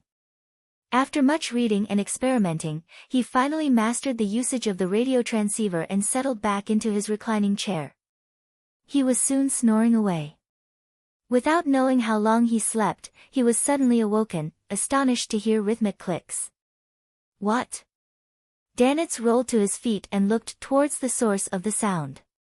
He saw the radio transceiver in the dim room working on its own, spitting out illusory sheets of white paper under the serene moonlight. "What's this?" Danitz conjured flames in his palms as he carefully inched forward. This scene reminded him of the horror stories that pirates often spoke of when they were bragging. "There's a problem with the radio transceiver. It's connected to an evil spirit." Danitz decided to yell for Gehrman Sparrow the moment he discovered anything amiss. As he approached the radio transceiver, he saw several lines of ancient Feysac on the illusory sheet of paper. "Hello. I sense a familiar but unique aura, but it's about to dissipate." "Hello." Danitz attempted a response. "Who are you?" The radio transceiver produced its clickety-clack again, spitting out a piece of white paper. "My name is Rhodes. In exchange, you have to answer one of my questions." Chapter 556, Discriminatory Treatment. A question. This strange radio transceiver is a little interesting. Danitz cleared his throat. You can ask, but I might not answer. Hee, you think I'm the kind of adventurer or archaeologist who ends up killing himself because of curiosity? Danitz thought with both caution and pride. It took a few seconds for the radio transceiver to produce its clickety-clack again. An illusory piece of white paper was spat out with red words on it. Do you have a secret crush on your captain? No. Don't speak nonsense. Who? Who told you that? Danitz's face instantly reddened. He felt at a loss to have the secret that had been buried deep in his heart for so many years revealed so suddenly. He was embarrassed and ashamed at the same time and subconsciously wanted to deny it. But at the same time, he was also shocked and confused as to how this matter had been discovered by an outsider. He had never told anyone, and he had kept this secret very well hidden. Danitz opened his mouth, forced a smile, and said, "What a silly question, I refuse to answer." The radio transceiver produced its clickety-clack and spat out more white paper. Then let's change the question. If you really don't like her, who can endure such dry and boring lessons? Isn't that right? No. It's because I'm not strong enough to beat her. Danitz blurted out, his expression twisted. The clacking of the radio transceiver became increasingly brisker and the words on the illusory white paper increased. A lie. Let's change the question. The type of female you like is beautiful, powerful, mysterious, intelligent, and someone who is able to step over you, right? Danitz's lips quivered as he felt as though flames were seemingly rising from his body and smoke was billowing from his head. At this moment, he felt his state of mind explode. It was as if someone had stripped him naked and tossed him into a busy street. Subconsciously, he looked around in panic, searching and avoiding the gazes that might be cast on him. Then, he saw that the bedroom door had opened at some point. Gehrman Sparrow stood there quietly in his white shirt which hadn't been tucked in and his rather loose black trousers. It was unknown how long he had been watching. When did you come out? Danitz stuttered, his face blank. Please tell me that you just opened the door.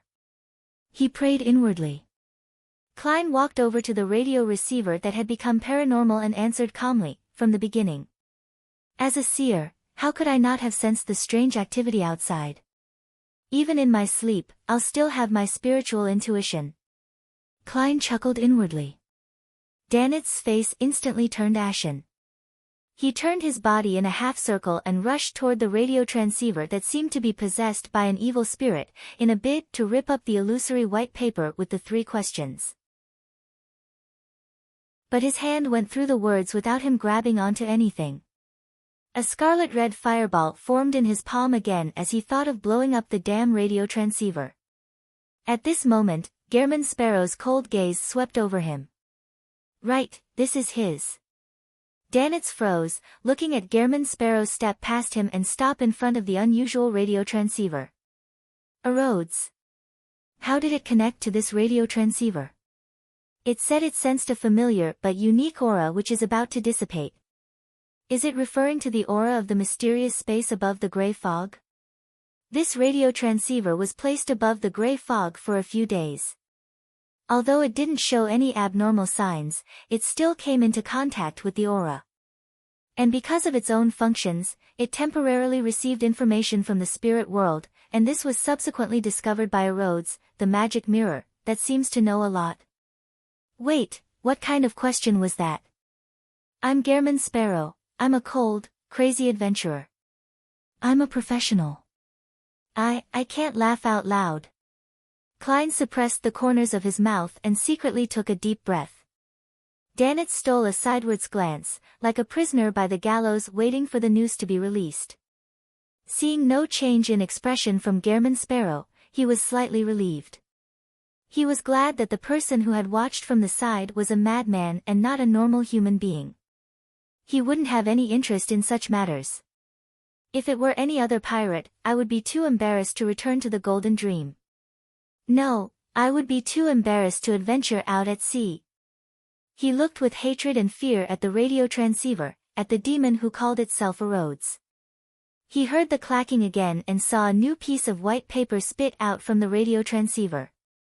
There were 2 neat lines in Loanese. Your loyal and humble servant, a Rhodes, is honored to follow in your footsteps once again, constantly at your service. This isn't the same evil spirit as that Rhodes from before, right? Dannett's face twitched, and he suddenly felt that whatever happened tonight was surreal. Klein, who went through great difficulty to stifle his laughter, keenly caught onto a problem. Rhodes wasn't here in person and had likely used the spirit world and the radio transceiver's special function to send messages remotely.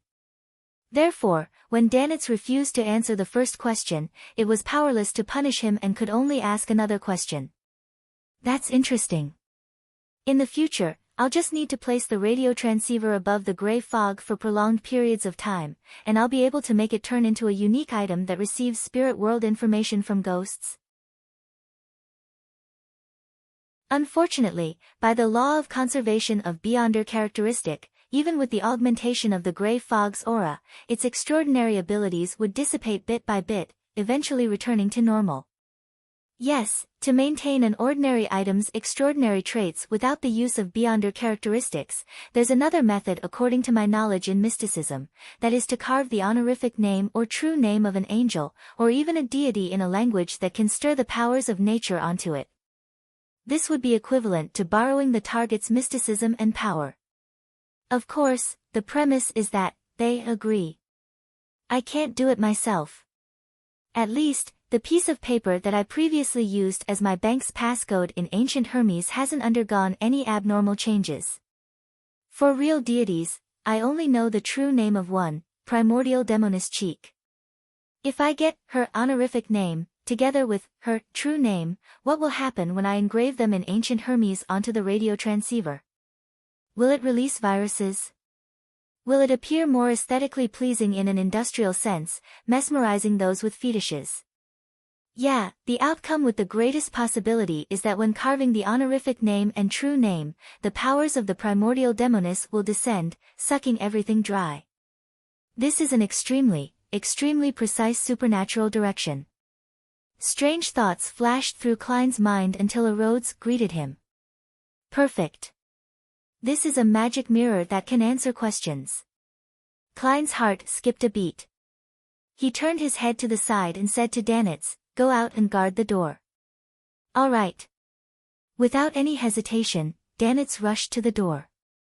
He was afraid that the demon named Rhodes would ask him new questions. When Dannitz entered the corridor and closed the door behind him, Klein turned to the radio transceiver which was connected to the magic mirror, Rhodes, and said in a low voice, "I have some questions." "This is my honor.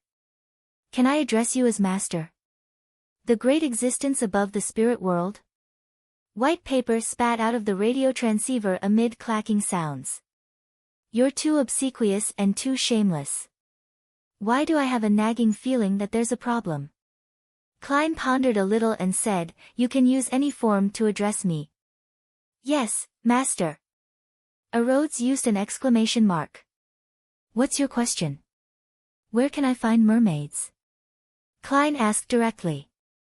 Amid clacking sounds, the radio transceiver answered, "To the east of the Gargas archipelago, sail the sea route for a week and there's a chance of meeting mermaids. However, the mermaids there are all believers of the Evernight goddess." This is a little amazing. It's within expectations, but it's also surprising. Klein realized that his previous speculation had turned into reality in a way he didn't expect. Rhodes continued to type, "If it bothers you, you can continue heading east, but it will be very dangerous."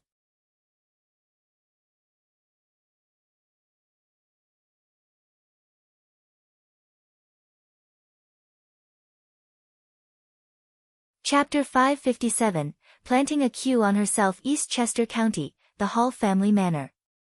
Audrey sat at the dressing table and lit a candle. Afterwards, she looked at herself in the mirror across from the slightly swaying light of the fire. Her green eyes gradually became deep, making it impossible for anyone who laid eyes on them to shift their eyes away, as if even their souls wished to drown in them. Audrey, you have to remain lucid tonight in the dream, she said to herself softly. This was a simple, psychological cue. The ancient folk song she had heard at dusk had inspired her to explore her dreams and see if she could enter the sea of subconscious sea and the spiritual skies of all living things. This was an experiment that other psychiatrists had never attempted. At least, there was no similar experiences in the reference materials provided by the psychology alchemists, giving oneself a psychological cue to explore their own dreams. Perhaps I might be able to find traces of a mind dragon or even the City of Miracles, Liveseed. Audrey withdrew her gaze, removed Lie, which was now in the form of a ruby necklace, and placed it inside a jewelry box. She was afraid that the mystical item that amplified her emotions would affect her while in her dream and cause unnecessary harm, therefore, she removed it in advance out of caution. After doing all of this, Audrey subconsciously looked at her reflection in the mirror and saw little blemishes on her face. While wearing Lie, she felt that her beauty was intoxicating. Wake up, Audrey. That's only a lie. She lifted her right palm and caressed her cheek. At that moment, she was very glad that she had chosen the name, Lie, for that mystical item. It kept her constantly alert, otherwise, she feared the day that she would one day be completely dependent on it and not want to face her true self. The day she lost it, it would be very possible that she would lose control. Those girls who are relatively ordinary looking might never wish to take it off again after wearing Lie to perfect their looks. They might be willing to die to keep it on them. For a Beyonder, I can't have such a state of mind either. Audrey sighed and stood up. She walked briskly and expectantly through the warm room in her slippery silk robe, back to the soft, comfortable, and springy bed, and pulled a rope from the headboard. Her personal maidservant, Annie, entered and gently extinguished the lights. Before long, Audrey fell asleep. In the hazy world, she suddenly jolted to her senses and realized that she was dreaming. She looked around with interest and silently said to herself, is this what's known as lucid dreams in psychology? In mysticism, there is a similar concept. It's really effective. I relied on a simple psychological cue that I planted in myself to get a lucid dream. Audrey, you really are a genius. No, this is mainly an application of a Beyonder power. I mustn't be arrogant. At this moment, Audrey had already figured out what the current dream was. She was walking along a dark, narrow road surrounded by a dark forest, and ahead of her was the castle with its spires. The prolonged howls of the wolves, the slow and frightening gasps, and the shrill and intermittent screams came from every direction, creating a dangerous and depressing atmosphere. I haven't gotten over the fear of Duke Negan's assassination. I'm still afraid that one day, many Beyonders would suddenly attack my father, my mother, and my brothers. Audrey dissected her dreams from the point of view of a psychiatrist. In this strangely real dream, she walked slowly toward the castle that was almost identical to the Hall family's ancestral house. As she walked, a figure suddenly jumped out of the dark forest. It was a gigantic dragon with golden scales all over its body. Its eyes were pale gold with vertical pupils, and its thick tail looked like it could sweep away everything. This dragon's facial features were exactly the same as Audrey's. When paired with its body, it gave off an indescribable feeling of strangeness and horror. Audrey jumped in fright, almost waking up from her dream. Fortunately, having been a spectator before, she was able to stabilize her emotions in time. This made her realize that she had never really forgotten how she had almost lost control back when she consumed the psychiatrist potion. Back then, her self-relief and the improvement in her mood was only superficial. The trauma had already taken root in the depths of her subconscious and would occasionally reflect itself in her dreams. Fortunately, I discovered this today. In the future, I can try to treat this trauma in my subconscious. I'm a psychiatrist. If I continue to ignore this issue, I might lose control due to this fear when advancing to sequence 6. Audrey examined herself carefully. As she walked and stopped, Audrey's dream kept changing in an erratic fashion. It would have been considered quite an unsatisfactory story. Finally, she arrived in front of the castle and saw an arm-length magic staff sweeping through the air, scattering down specks of light that were as resplendent as starlight. The castle that was shrouded in the light instantly became magnificent, and all the gloom disappeared. The melody of a band came out from inside the castle as one wall lamp after another lit up. This was the most beautiful expectation that I had towards Beyonder powers at the very beginning. It really was a little girl's fantasy. The corners of Audrey's mouth curled up, and her mood turned for the better. She didn't stop, but she walked past the castle to the edge of her dream. She didn't care how the scene behind her changed, or how the story unfolded. After walking for an unknown amount of time, she passed through the barren wasteland and arrived at the top of a cliff. Looking out, the gray, blurry void extended into the distance. The area beneath her was so deep that it seemed to be bottomless. Audrey was keenly aware that this was the boundary of her dreams. Once she left, she had no idea what would happen. And how do I leave? Jump down? Will I fall to my death? Audrey thought awkwardly, not too courageous in taking the risk. After thinking for a few seconds, she slowly came up with an idea. This is a dreamland that originates from the world of my mind. As the mistress of this place, I can use my will to open up a path for myself. With the thought of making the attempt, she tried to conjure what she thought, just like the way she did it above the gray fog. The only difference was that the former needed the help of Mr. Fool, and now she had to rely on herself. Audrey stretched out her right hand, pointing it downwards into the depths of the gray fog. In front of her, the gray fog suddenly surged, revealing layers of stairs that led downwards, without an end in sight. Audrey took a slow breath, lifted her skirt slightly, and stepped onto the first step. Step by step, she continued down the stairs.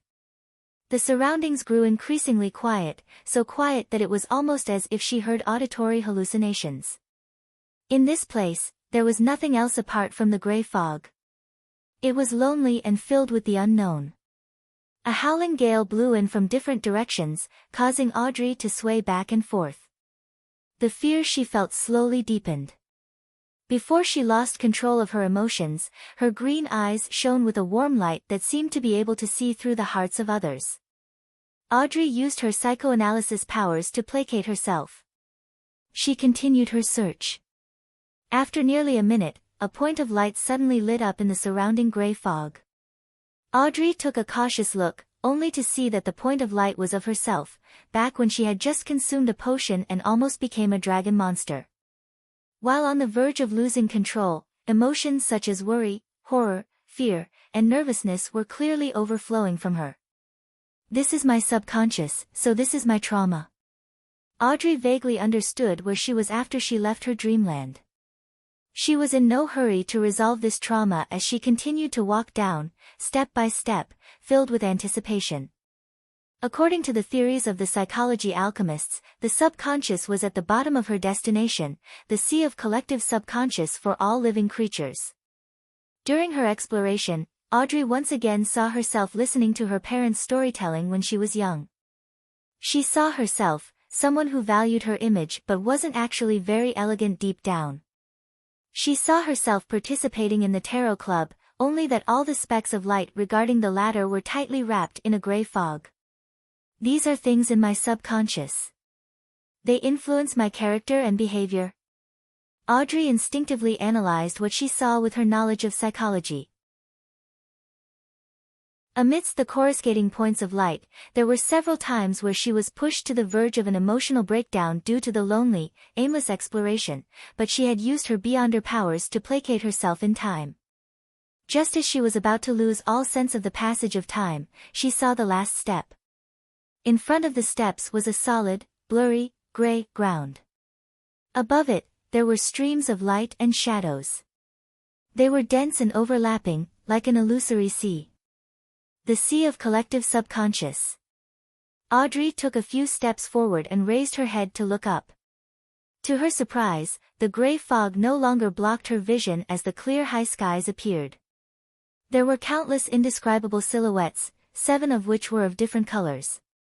They were lustrous brilliances that seemed to possess immense knowledge. Audrey pursed her lips and happily said to herself, "The sky of spirituality." Then, she cautiously moved forward, forging the adventure that she could call her own.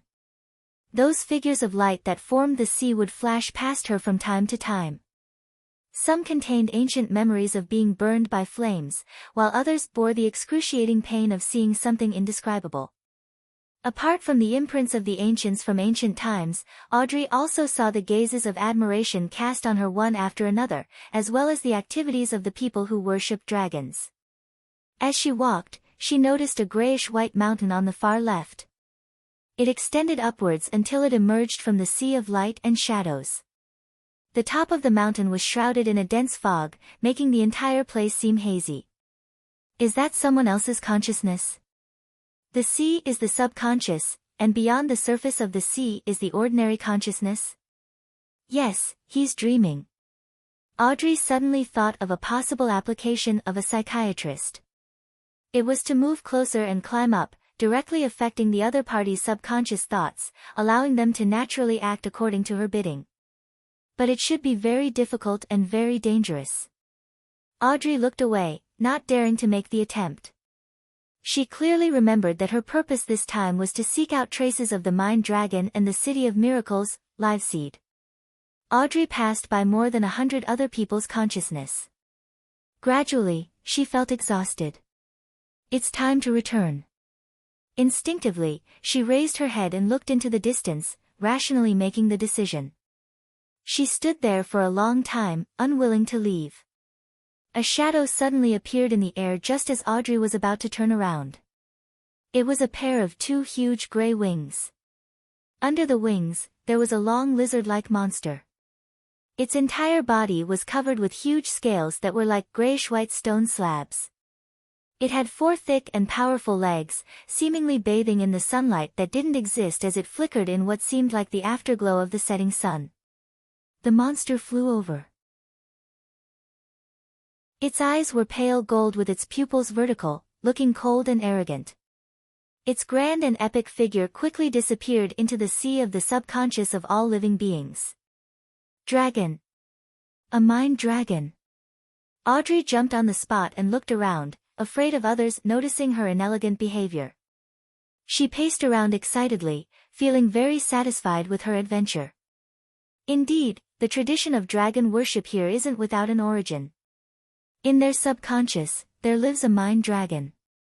Audrey resisted the urge to praise herself and had decided to return immediately and wake up from the dream. She didn't have the urge to continue her exploration, as she wasn't prepared for it at all. She was going to consult Mr. Fool, Mr. Hanged Man, and the others at the Tarot Club next week in the hope of receiving some advice. Audrey returned the way she came, entering the mountain, formed by her consciousness. Then, she woke herself up and successfully escaped from the dream. At that moment, Danitz was also permitted to return to his room. He glanced at Gehrman Sparrow and said with an embarrassed smile, "You won't tell anyone what you just saw, will you?"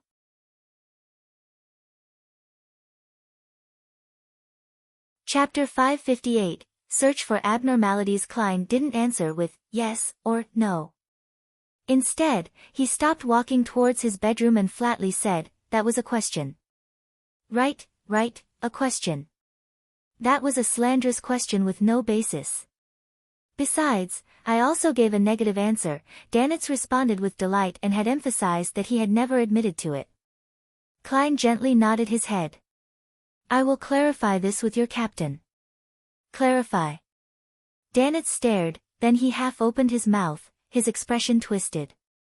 He was also considered a somewhat knowledgeable person, so he stopped explaining and arguing, and he forced a smile. "Is there anything I can do for you?" Klein took a deep breath and used his clown powers to control his facial expression. "Monitor it well."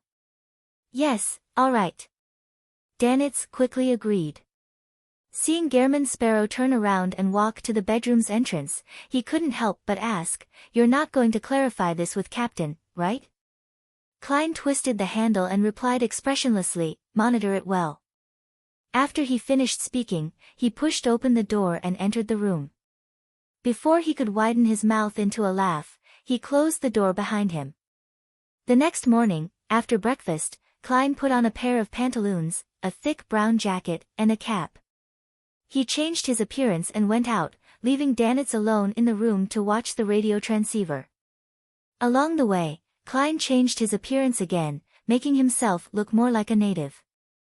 He found a special store, bought a pair of linen gloves, a shroud, and a body bag. Then, according to the surroundings he had previously witnessed, he scanned the area around him for landmarks before finding the bridge and the girl who had died amid the mud in a corner. As it was still winter, the weather wasn't too hot, and there were no obvious signs of decay from the corpse, but the festering skin and the stench still made Klein instinctively nauseous. He didn't immediately come to bury the girl who wanted to live like a human being last night. Due to the recent events, Byam was under strict curfews at night, as well as the fact that the cemetery didn't open until dawn. Pulling out a small metal bottle, Klein poured some quelag oil onto his hand and rubbed it at the tip of his nose. A choking sensation invaded his mind. The smell of peppermint mixed with disinfectant filled his olfactory senses, making him sober as if he had just fallen into a sea of floating ice. He was no longer affected by any other smells. Putting away the metal bottle, Klein put on his gloves, took a few steps forward, and crouched next to the female corpse. He unwrapped the shroud and began to gently move the corpse into the body bag. Carrying the bag over his shoulder, he deliberately walked through the most bustling streets of Byam until he reached the outskirts of the city. Along the narrow road where horse carriages couldn't pass, he scaled a mountain to its mountainside. There was a cemetery specially prepared by the Church of Storms and the Governor-General's office, for the natives. As for foreigners, such as businessmen, adventurers, people from Lone, Intis, and Fainapotter, who had settled down here, they had their cemeteries situated on the opposite side of Byam on a flat and soothing plain with forests backing them. Klein climbed higher and higher and entered the unnamed cemetery, where he found the gravekeeper dozing off. "How do you want to bury him?" The gravekeeper pointed at the body bag. "If you want to do it for free, you have to wait a few days until the corpses in the morgue accumulate to a certain amount, then they'll be cremated together and buried in the same grave. Of course, there will be priests who will do a send-off for the souls of the dead in advance. 5 soli and he will have an urn and a niche he can call his own. 2 pounds, he'll get an urn and a grave with a tombstone. If you don't want him cremated, you'll need a coffin. You can pick one over there. They're priced differently based on the type of wood." Klein thought for a moment, then he took out 5 soli in notes and handed them over. "What's his name?" The gravekeeper counted the notes, picked up a fountain pen, and asked with a good attitude. He didn't actually know how to write words, he just wanted to draw symbols to help him remember. Klein paused for a second and said, "Burdi." "Burdi," the gravekeeper repeated it in a low voice and drew a symbol. Without looking up, he continued, "She can have an epitaph on the niche." Burdi was a typical female name in the Rorstad archipelago, therefore, the gravekeeper no longer mistook her gender. Klein remained silent for a few seconds, then he said in a low voice, "She is a human being." "She is a human being. What a strange epitaph," the gravekeeper muttered. "Do you have a picture?" "I know you don't." Before he could finish his words, he saw the other party hand over a photo. It was a portrait that Klein had drawn using a ritual. It perfectly reproduced the girl's looks before she fell ill. In order to not be suspected, he used the corresponding type of paper and some technique to make the portrait look like a real photograph. The gravekeeper was surprised but didn't say anything. He quickly took the information and carried the body bag to the hut where the priests resided with Klein. After the send-off and cremation, as well as the storing of ashes into an urn, the photograph was pasted on, and an epitaph was engraved, putting an end to the entire matter. Klein took a deep look before turning around to leave the cemetery. As he walked down the mountain path, he saw Byam in its entirety. The sea was pale blue, nearing the color of green. It was empty as far as the eye could see. Sails were stacked by the harbor, and the chimneys towered high. The streets were crisscrossed as people came and went. The surrounding estates were densely packed, and there was plenty of greenery. The distant public roads were wide, and the railways were straight. It was like a beautiful oil painting that was produced by a master. It was filled with vitality that was hardly describable. At the top of the clock tower of the Cathedral of Waves, the Church of Storms Cardinal, high-ranking deacon of the mandated punishers, John Cotman, stood at the edge, looking out over the refreshing sea and the mountain range that stretched out along the coastline. The pollution in Byam was rather low as the mining and smelting industries were located in other cities on the island. The mainstay here was the spice trade, the brothels and casinos, and the accumulation and transit of goods. It lacked a fully formed industry, and there was a limited number of days needed for coal to be burned for heat. As soon as Sea King John Cotman retracted his gaze, he saw a mandated punisher running up the spiral staircase. "Your Eminence, there's new information." The mandated punisher struck the left side of his chest with his right hand. "What is it?" the well-built John Cotman turned around and asked. The mandated punisher handed over the piece of paper in his hand.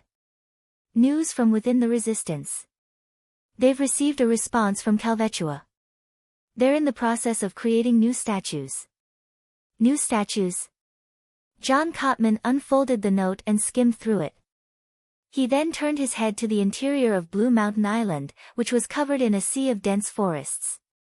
After a moment of thought, he said, "Search for abnormalities in the archipelago's sea area." He was certain of one thing from the intelligence, that the mysterious person who had taken away the characteristic left by Calvetua hadn't left the waters of the Rorstad archipelago. This could be determined from the fact that the person could disguise himself as Calvetua and reply to his followers. Meanwhile, John Cotman knew very well that the beyonder characteristic left behind by Calvetua, who had gone mad before its death, would lead to severe side effects regardless of whether or not it was reduced to a real item. Therefore, it would definitely result in an abnormality in the surrounding area. Moreover, he believed that it wouldn't be easy for the mysterious person to find a proper sealing method.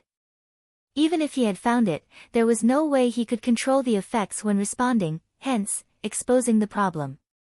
This was the clue. "Yes, Your Eminence, may the storm be with you." The mandated punisher bowed again. After entering Byam City, Klein dispelled his faceless power when no one was paying attention. He returned to the Wind of Azure in Ve carriage. As soon as he opened the door and entered, he saw Danitz sitting in front of the radio transceiver, his expression strange and grave. "Got something?" Klein asked in a low voice. "No, no." Danitz raised his right palm and shook the papers in his hand. "My bounty. My bounty has been raised to £5,500, this was almost reaching Steele Mavadi's bounty. Because of this, he didn't dare head out to drink or relax, all he could do was stay in the room and listen out for a signal. This rate of appreciation is really tempting." For a moment Klein didn't know how to react, so he said without expression, "This is just the beginning." "Mr. £10,000. Dog's hit." Danitz cursed inwardly, but he didn't dare to show any disrespect on his face. All of those things were done by Gehrman Sparrow. Why did it end up increasing my bounty? Those sons of bitches from the Church of Storms. He forced a smile and shook his head, his facial muscles twitching slightly. Klein held back his laughter and ignored him. He went back to his bedroom to catch up on his sleep. At this moment, he saw a letter suddenly appear, floating down from midair and landing right in front of him. Klein raised his right hand and grabbed the letter. The messenger didn't even show its face and just left after throwing the letter. Klein clicked his tongue, opened the letter, and read it. There were two methods for obtaining a messenger. The first method is to think of an accurate description, hold a ritual, summon the corresponding spirit world creature, and make a contract with it. The second method is to directly enter the spirit world and search for a messenger that you wish to obtain. After obtaining its consent, sign a contract with it and then record down the accurate description language for later use. The first method is relatively simple, but it is also rather dangerous, because what fits the description might be a powerful spirit world creature or a strange evil spirit. Every time you summon it, you cannot be completely sure what you will attract, and this is a risk that is hard to divine in advance. The danger of the second method is that it isn't easy to find the appropriate messenger, and there's a risk of getting lost in the spirit world. Unless you're a traveler, otherwise, I do not suggest the second method. For the first method, I can provide you a description that has been tested and verified. As long as the process is done accurately, the level of danger will be rather low. But it might not satisfy you. Also, the contract needs to use powers in the undead domain. You can use my copper whistle to provide for that. The format includes the following paragraphs. Of course, if you don't mind, I can transfer a messenger to you as a gift and have it sign a contract with you. Transfer it to me as a gift?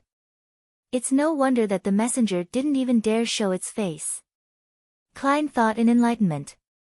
Considering that he had used the previous messenger as a shield and was unfortunately finished off by Mr. A, causing the later messengers to become increasingly rude to him, he inwardly declined the offer. Use the first or second method. The first method is prone to error. I might even summon a candidate messenger and get beaten up. A commonly used description isn't unique enough, making the messenger's strength worrying. The second method? I'm not afraid of getting lost since I'm able to instantly return above the gray fog. Furthermore, in my spirit body state, I can use the sea god scepter. The spirit world creatures aren't afraid of having their blood drained either. Yes, I have to do it outside the archipelago, otherwise, I'll be affected by the prayers. Klein quickly came to a decision.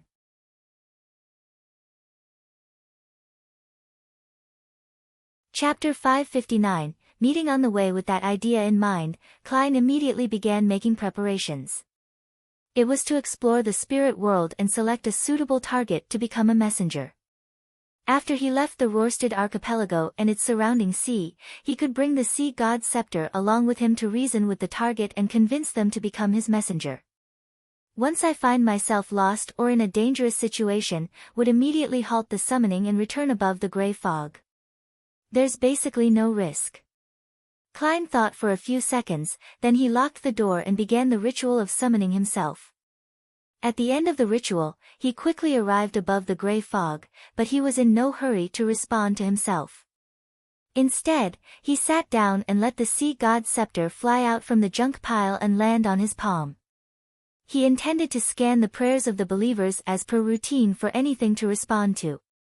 During this process, Klein discovered that some of the prayers were actually quite interesting, because humans could deceive friends and relatives, but it was difficult to keep their truest thoughts when confessing or praying to the gods.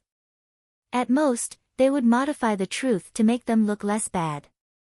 A mixed blood, who had clearly changed his faith to the Lord of Storms, had already reached the middle ranks of the Byam Police Department, but in his confession, he tried hard to portray his behavior as a plan of burdening himself to carry out a mission.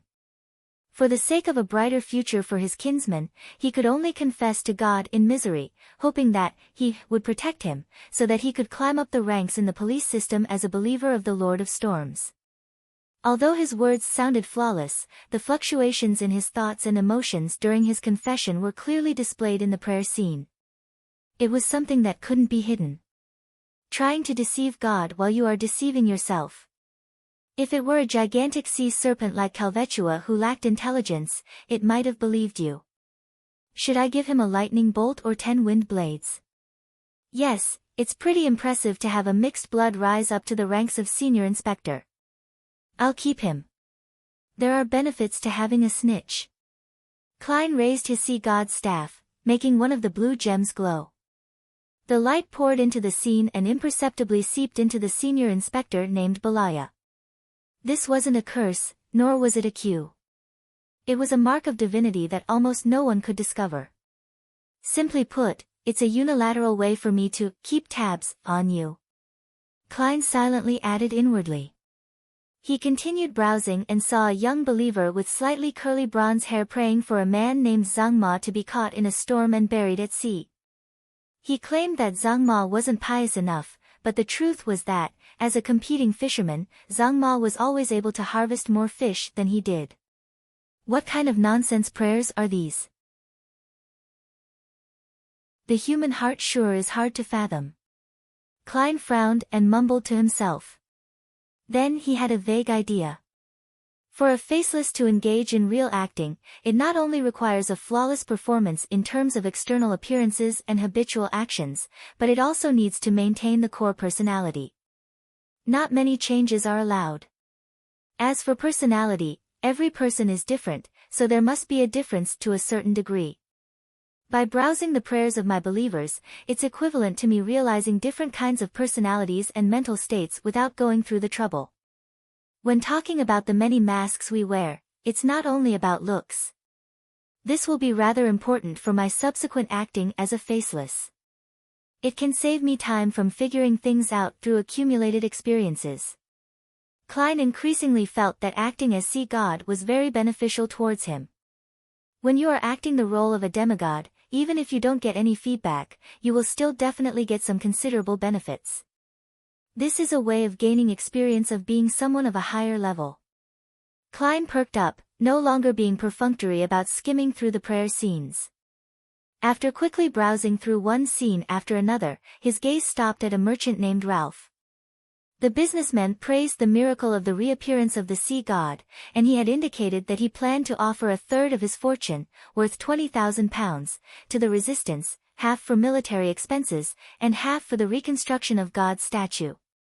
Actually, there's no need to go through all that trouble. Just directly offer it to me. Klein muttered half-jokingly.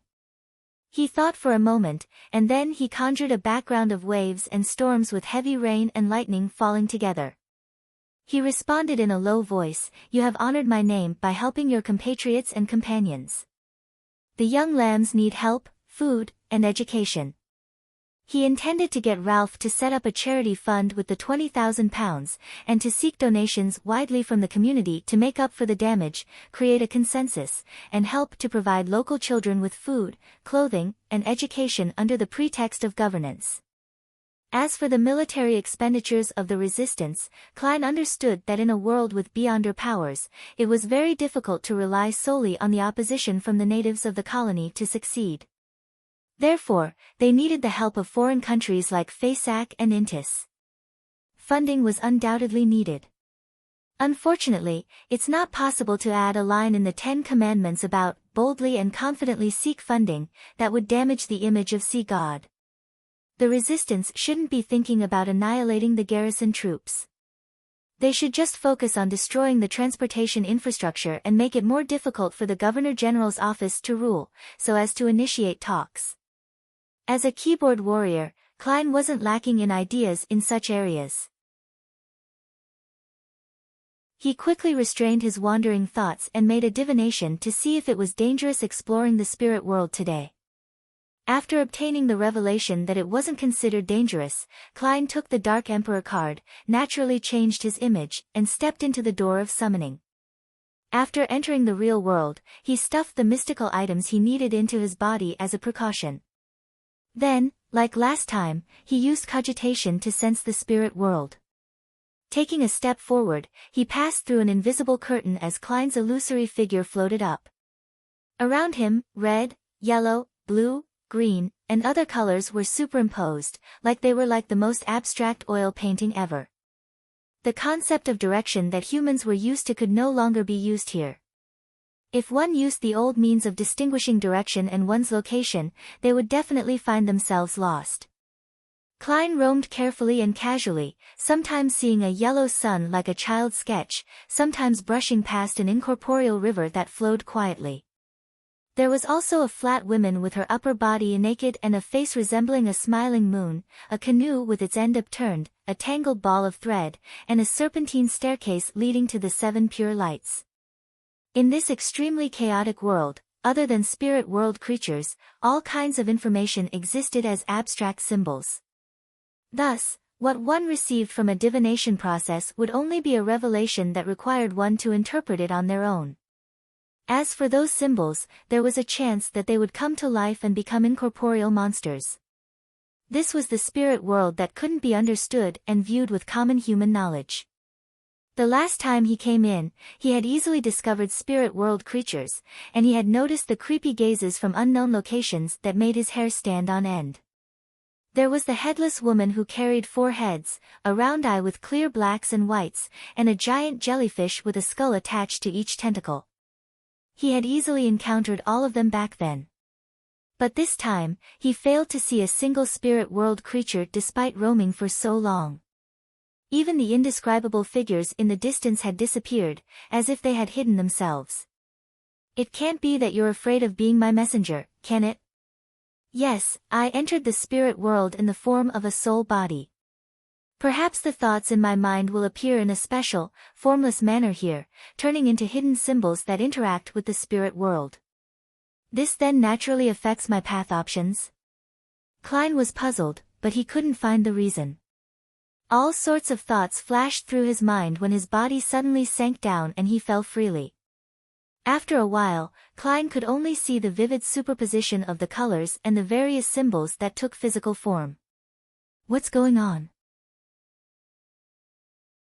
He began to consider whether he should write to Mr. Azik and ask him about it, or to throw the radio transceiver above the gray fog and get it tainted with the aura, so that he could contact the magic mirror, Rhodes. While floating, Klein's heart suddenly palpitated as he quickly dodged to the side. A tinge of yellow and green flashed across his eyes as a giant foot that was large enough to squash his entire body landed, stepping into the interlaced red and blue color spots. Above the sole of the foot was a long, festering leg covered in a yellowish-green liquid. The leg was over 3 meters long, and above it was a huge body that was wrapped in corpse oil bandages. Amidst the solidified aura in the area, the 2 legs that were filled with yellow-green pus alternated as they rose up. Carrying a body that was difficult to discern, the legs quickly disappeared into the depths of the spirit world. Klein stood at a distance, not daring to make a sound. Finally, he confirmed that he was fine as he grimaced and thought, the spirit world is really scary. You can accidentally encounter a powerhouse just passing by. A powerhouse among the spirit world creatures? Klein shook his head and continued his search. At that moment, he had no idea where in the spirit world he had wandered to. After drifting for a while, he finally found some traces of spirit world creatures. Just as he was about to switch from flying forward to descending to his left, he was surprised to find that his body continued to move forward uncontrollably at an accelerating speed. In front of him, the chaotic superimposed colors and the grayish-white mist that filled the area suddenly split open, and a large, purely black 3-masted sailboat leaped in. The boat was nearly 100 meters long, and 3 pitch-black sails were hanging high up like flags. On the left and right sides of the ship, there were cannon muzzles and all kinds of sailors were running around on the deck. All of this was so real, so substantial, and so out of place when it came to the spirit world as a whole. However, as the ship entered the spirit world, its black color quickly turned richer, tainting itself with an ethereal vibe. On its deck stood a mottled stone chair that was 2 to 3 meters high, its back facing the cabin. Leaning against the chair's back, a colossal figure that was comparable to an ancient giant sat there. He had a black beard that went just past his neck, and he wore a tall, pointed crown on his head. He wore a gorgeous black robe with silver fringes. The wrinkles on his face looked hardened and filled with magnificence. It made one subconsciously wish to bow their heads. Under the slightly wrinkled forehead and on the high nose bridge, Klein's pitch-black full-body armor and black crown were reflected into those 2 dark red eyes. As for Klein, he was having trouble stopping his slow flight toward the giant. Their gazes met among the layers of colors and symbols in the spirit world, and then Klein disappeared. The giant on the mottled stone chair didn't withdraw his gaze as he continued staring over in a long silence.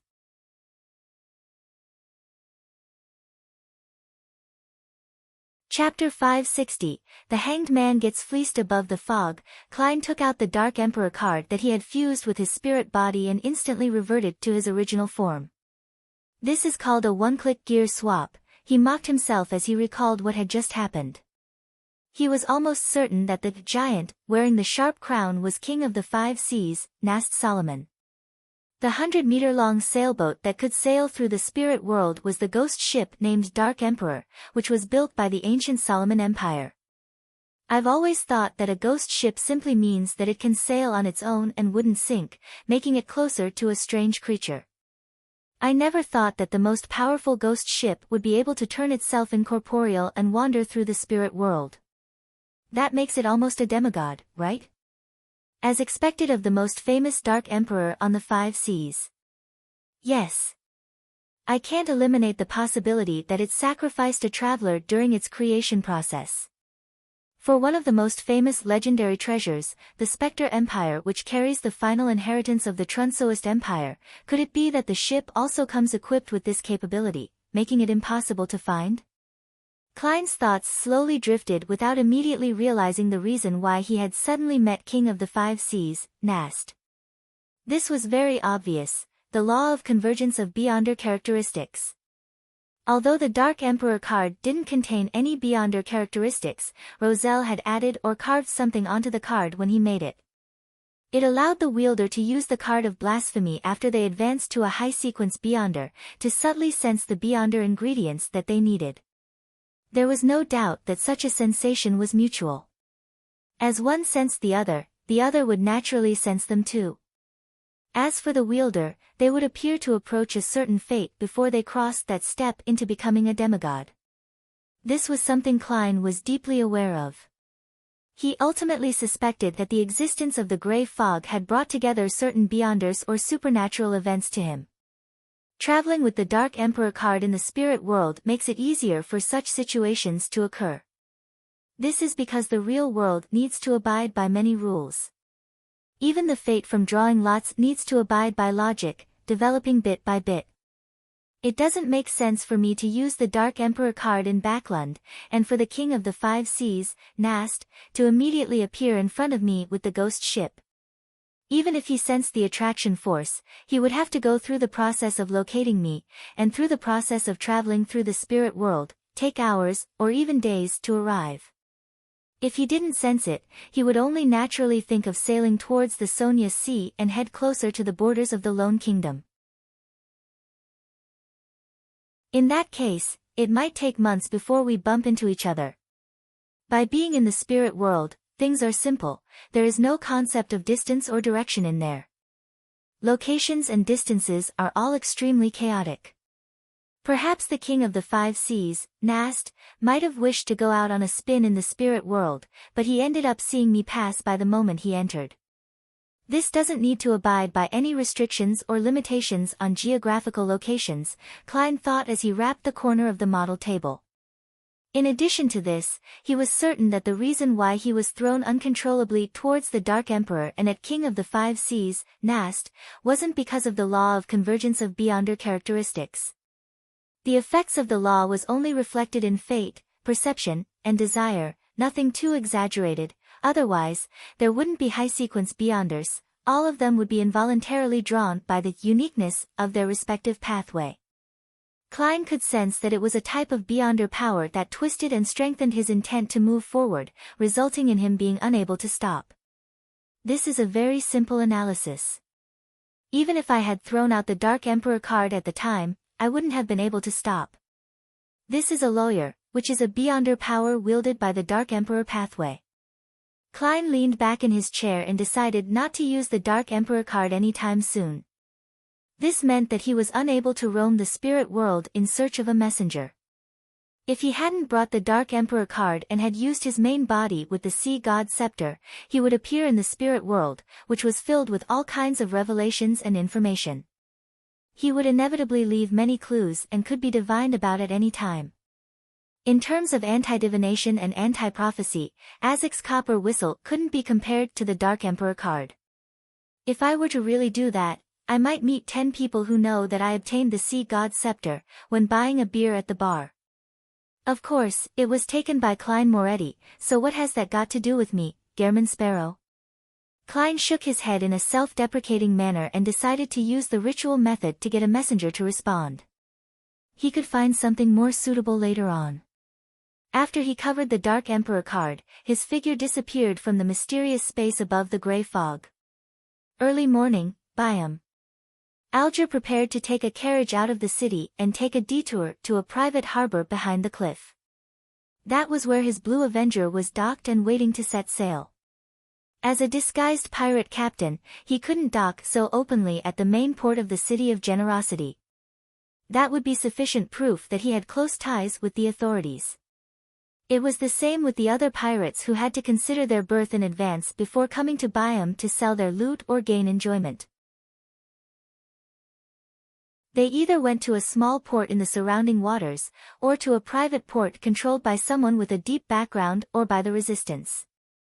Finally, there are no more missions. I can go out to sea again. I need to first obtain a mystical item that can increase my strength and also square my accounts. After that, I'll head to the primitive island and hunt for the Blue Shadow Falcon, allowing me to advance to Sequence 6 as quickly as possible. Alger was about to walk towards a rental carriage when he unexpectedly saw a familiar figure. The former pirate merchant, Ralph, walked out of the carriage with a ruddy face and looked towards the Governor-General's office that wasn't far away. He seemed to be abnormally excited. What happened to him? After a moment of puzzlement, Alger took the initiative to go over and greet him. From his point of view, Ralph was, in a sense, also one of his comrades. They were all subordinates of Mr. Fool. However, one is a core member, while the other just remains on the periphery. Alger calmly confirmed their identities and positions. What happened to deserve such joy? Alger asked after chatting about the weather. Ralph laughed out loud and narrowed his eyes, saying, "If I were to say that I received the blessings of God, would you believe me?" "I believe." Alger answered in his mind without hesitation. Suppressing his curiosity, he asked, "What are you doing here?" Ralph was about to answer when his eyes suddenly lit up. He looked around, and after confirming that there was no one around him, he said in a deep voice, "Didn't you say that you also believe in God?" In order to befriend him, Alger had lied, saying that his faith lay with sea god, Calvetua. In any case, this was common among pirates, so it wouldn't arouse suspicion. At sea, the weather was usually more frightening than any enemy, so most pirates, adventurers, ship crew, and sailors had great respect for gods who controlled similar fields, believing in them to a certain extent. Of course. This time, Alger's answer was firmer than ever. This was because he knew that the sea god that the other party believed in was the embodiment of Mr. Fool. Ralph nodded in satisfaction, revealed a smile, and whispered, "I received a revelation yesterday. God sent me to help his young lambs.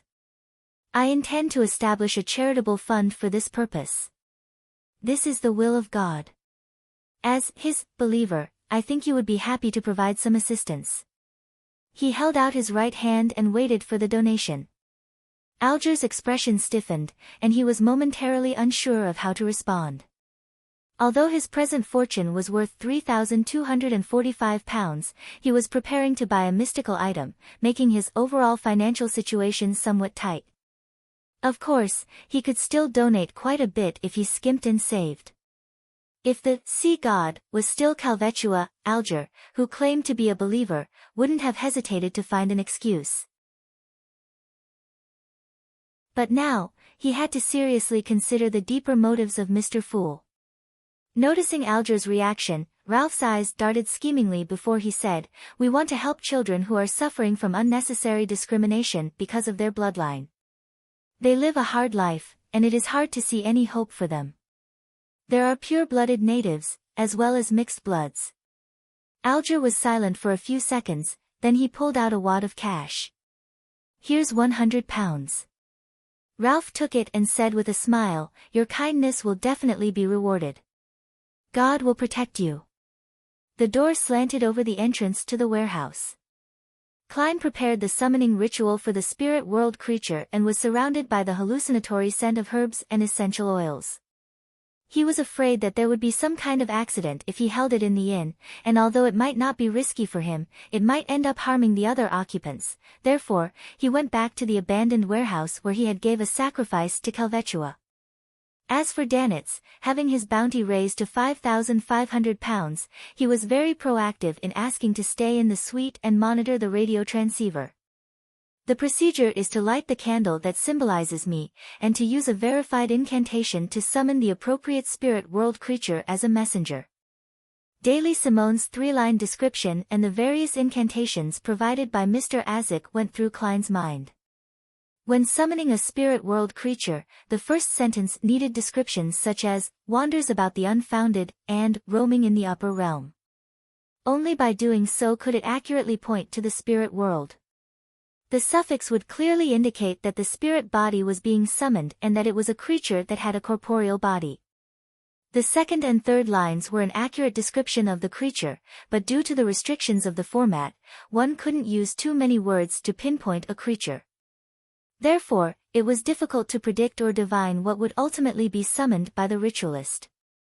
In this sort of situation, using an incantation previously used by others implied a much lower risk. Then, after signing a contract, the description of the third sentence, the messenger that belongs to whomever, or contract companion of whoever, could be made, allowing the 3-line description to accurately summon the corresponding messenger.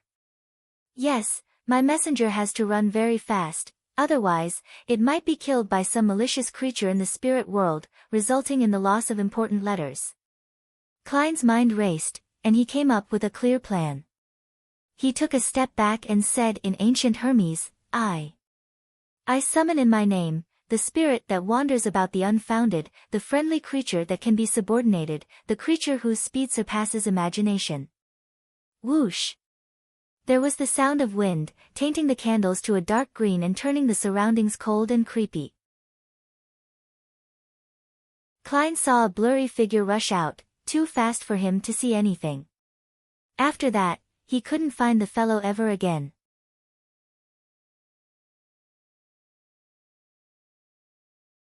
Chapter 561, Recruitment Fair, That's Way Too Fast. Did it already circle the planet several times? Or maybe it's still there, but it's too fast for my vision to keep up. Klein's mouth twitched, deciding to wait a few seconds to see if the creature whose speed surpasses imagination would appear again. He wasn't worried that the summoned spirit world creature would harm the innocent, as one of the descriptions was of a friendly creature. Besides, as long as he forcefully ended the summoning and stopped the ritual, the creature would be immediately sent back to the spirit world, no matter where the creature whose speed surpasses imagination went. A few seconds later, Klein inhaled after failing to see any response from him waiting. He said with ancient Hermes, I end this summoning in my name. The chilling air around him instantly vanished as the swirling cold wind died down and the candle flames returned to their normal color. Klein stepped forward and extinguished the candle, intending to revise the last sentence and try again. As for the two phrases, the spirit that wanders about the unfounded, the friendly creature that can be subordinated, he had no intention of changing them. The first sentence was directed at the spirit world, and it could only be replaced with synonyms, so it didn't matter if he changed it or not. The second sentence was a prerequisite for Klein to ensure his own safety, otherwise, it would have been a horror story instead of a hilarious one. I don't need to use surpasses imagination as an adjective. But others might not meet my needs. Perhaps I can change my train of thought. A messenger doesn't have to run that fast. A normal speed is fine. There are other ways to ensure safety. I just need to get malicious beings to ignore it and neglect it. I'll try a spirit world creature that's easily neglected. After 2 or 3 minutes of deliberation, Klein held a ritual again. When he was done with the preparations, he chanted a new incantation, I summon in my name, the spirit that wanders about the unfounded, the friendly creature that can be subordinated, the being who is easily neglected. The interior of the warehouse became abnormally quiet. There was no wind, nor did it turn cold within the wall of spirituality. Even the color of the candle remained unchanged. Klein waited, watching, hoping for a good messenger. After about 10 seconds, he sighed and looked around. There's nothing. The description was of no effect this time. He didn't wait any longer and followed the procedure of ending the summoning and extinguishing the candle. To his puzzlement, the candle flame even shook a few times in the end. Did I miss something? Klein frowned, and then he relaxed, throwing the matter to the back of his mind. He reconsidered the question of how to modify the description and continued targeting the third sentence. I'll switch to another train of thought. If a messenger is especially good at enduring scuffles and has great survivability, it's still okay. No matter what, a messenger that can deliver the letter to the target is a good messenger. Klein pondered for a moment, then he held the summoning ritual for the third time. Amidst the fragrance of herbs and essential oils, and under the dim light of the candlelight, the shadows on his face darted about as his mouth gaped open and closed. I summon in my name, the spirit that wanders about the unfounded, the friendly creature that can be subordinated, an extraordinary creature who has extremely high survivability. The flame of the candle flared and stretched, illuminating the bright red interior of the altar. In Klein's spirit vision, white bones drilled out from the ground, overlapping to form what looked like a safe. I've finally summoned something I can see. Furthermore, it's a creature with extremely high survivability. It looks very much like a safe. Just one look is enough to tell that it's good at taking a beating. Klein breathed a sigh of relief and spoke in the ancient Hermes, "Are you willing to be my messenger?" The skeletal creature that looked like a safe quickly indicated its willingness. Then it wriggled the bones beneath it and crawled toward Klein slowly, very slowly. It took 10 seconds to crawl a centimeter. This is way too slow. Klein's smile froze on his face. Although messengers completed their mission by traveling through the spirit world, that didn't mean that they didn't need speed. Within the spirit world, distance and orientation were chaotic. The most important thing was to find and lock onto a location. As long as an accurate, clear, immediate coordinates were provided, such as the summoning ritual just now or a simplified ritual that involved blowing a whistle, then no matter where the messenger was in the spirit world, it would immediately appear within the altar. When the location wasn't that immediate and only had a contractual connection or a previous anchor point, the messenger needed to spend time to distinguish the location, roam the spirit world, and search for the target. This required a certain amount of speed. If it were to deliver the letter, the recipient might not even receive it by the time they die. Klein helplessly thought as he looked at the slowly crawling skeletal creature. He let the smile reappear on his face. After some careful consideration, I think it's best I don't trouble you. Thank you for your willingness. The creature made of illusory white bones stopped. Compared to before, it appeared as though it hadn't moved at all. Klein quickly cancelled the summoning and rubbed his forehead. He was a little depressed and had decided to abandon himself to despair. He decided to use a less troublesome method to find messengers, which was public recruitment and interview selection. After taking a deep breath, Klein calmed his mind and began the ritual seriously. Looking at the candle flame that was quietly burning, he took a step back and said, I summon in my name, the spirit that wanders about the unfounded, the friendly creature that can be subordinated, a unique being that is willing to be my messenger. Whoosh! The wind blew fiercely inside the wall of spirituality, and Klein's half-top hat almost flew off of his head. The candle flame shook and expanded to the size of a human head. It was so pale that it seemed to have lost its body temperature. A translucent head slowly emerged, as if it had just broken through a thin membrane. Its hair was a light gold color and was smooth. Its eyes were blood red, and it had an imposing appearance. Looks a little familiar. Klein silently muttered. The head had fully shown itself, but what followed wasn't its neck, but an illusory hand that held the end of the head's hair. Behind the palm were complicated patterns, but the color of the cuffs was dark. The summoned spirit world creature appeared at an increasingly rapid speed, and soon, it was before Klein in its entirety. It was indeed a familiar person. It was the headless woman that Klein had met standing at the top of a castle while he was on his way to Calvetua's ruins at the bottom of the sea. She was no longer as large as a castle like she was before. She was now a tall, ordinary woman.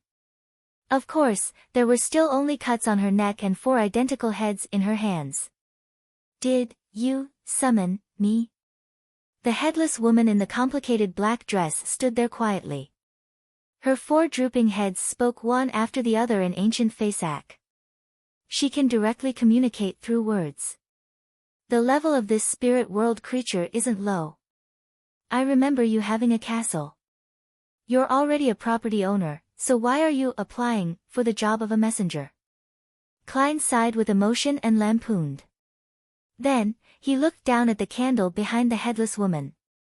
He was disappointed to find that no other spirit had emerged.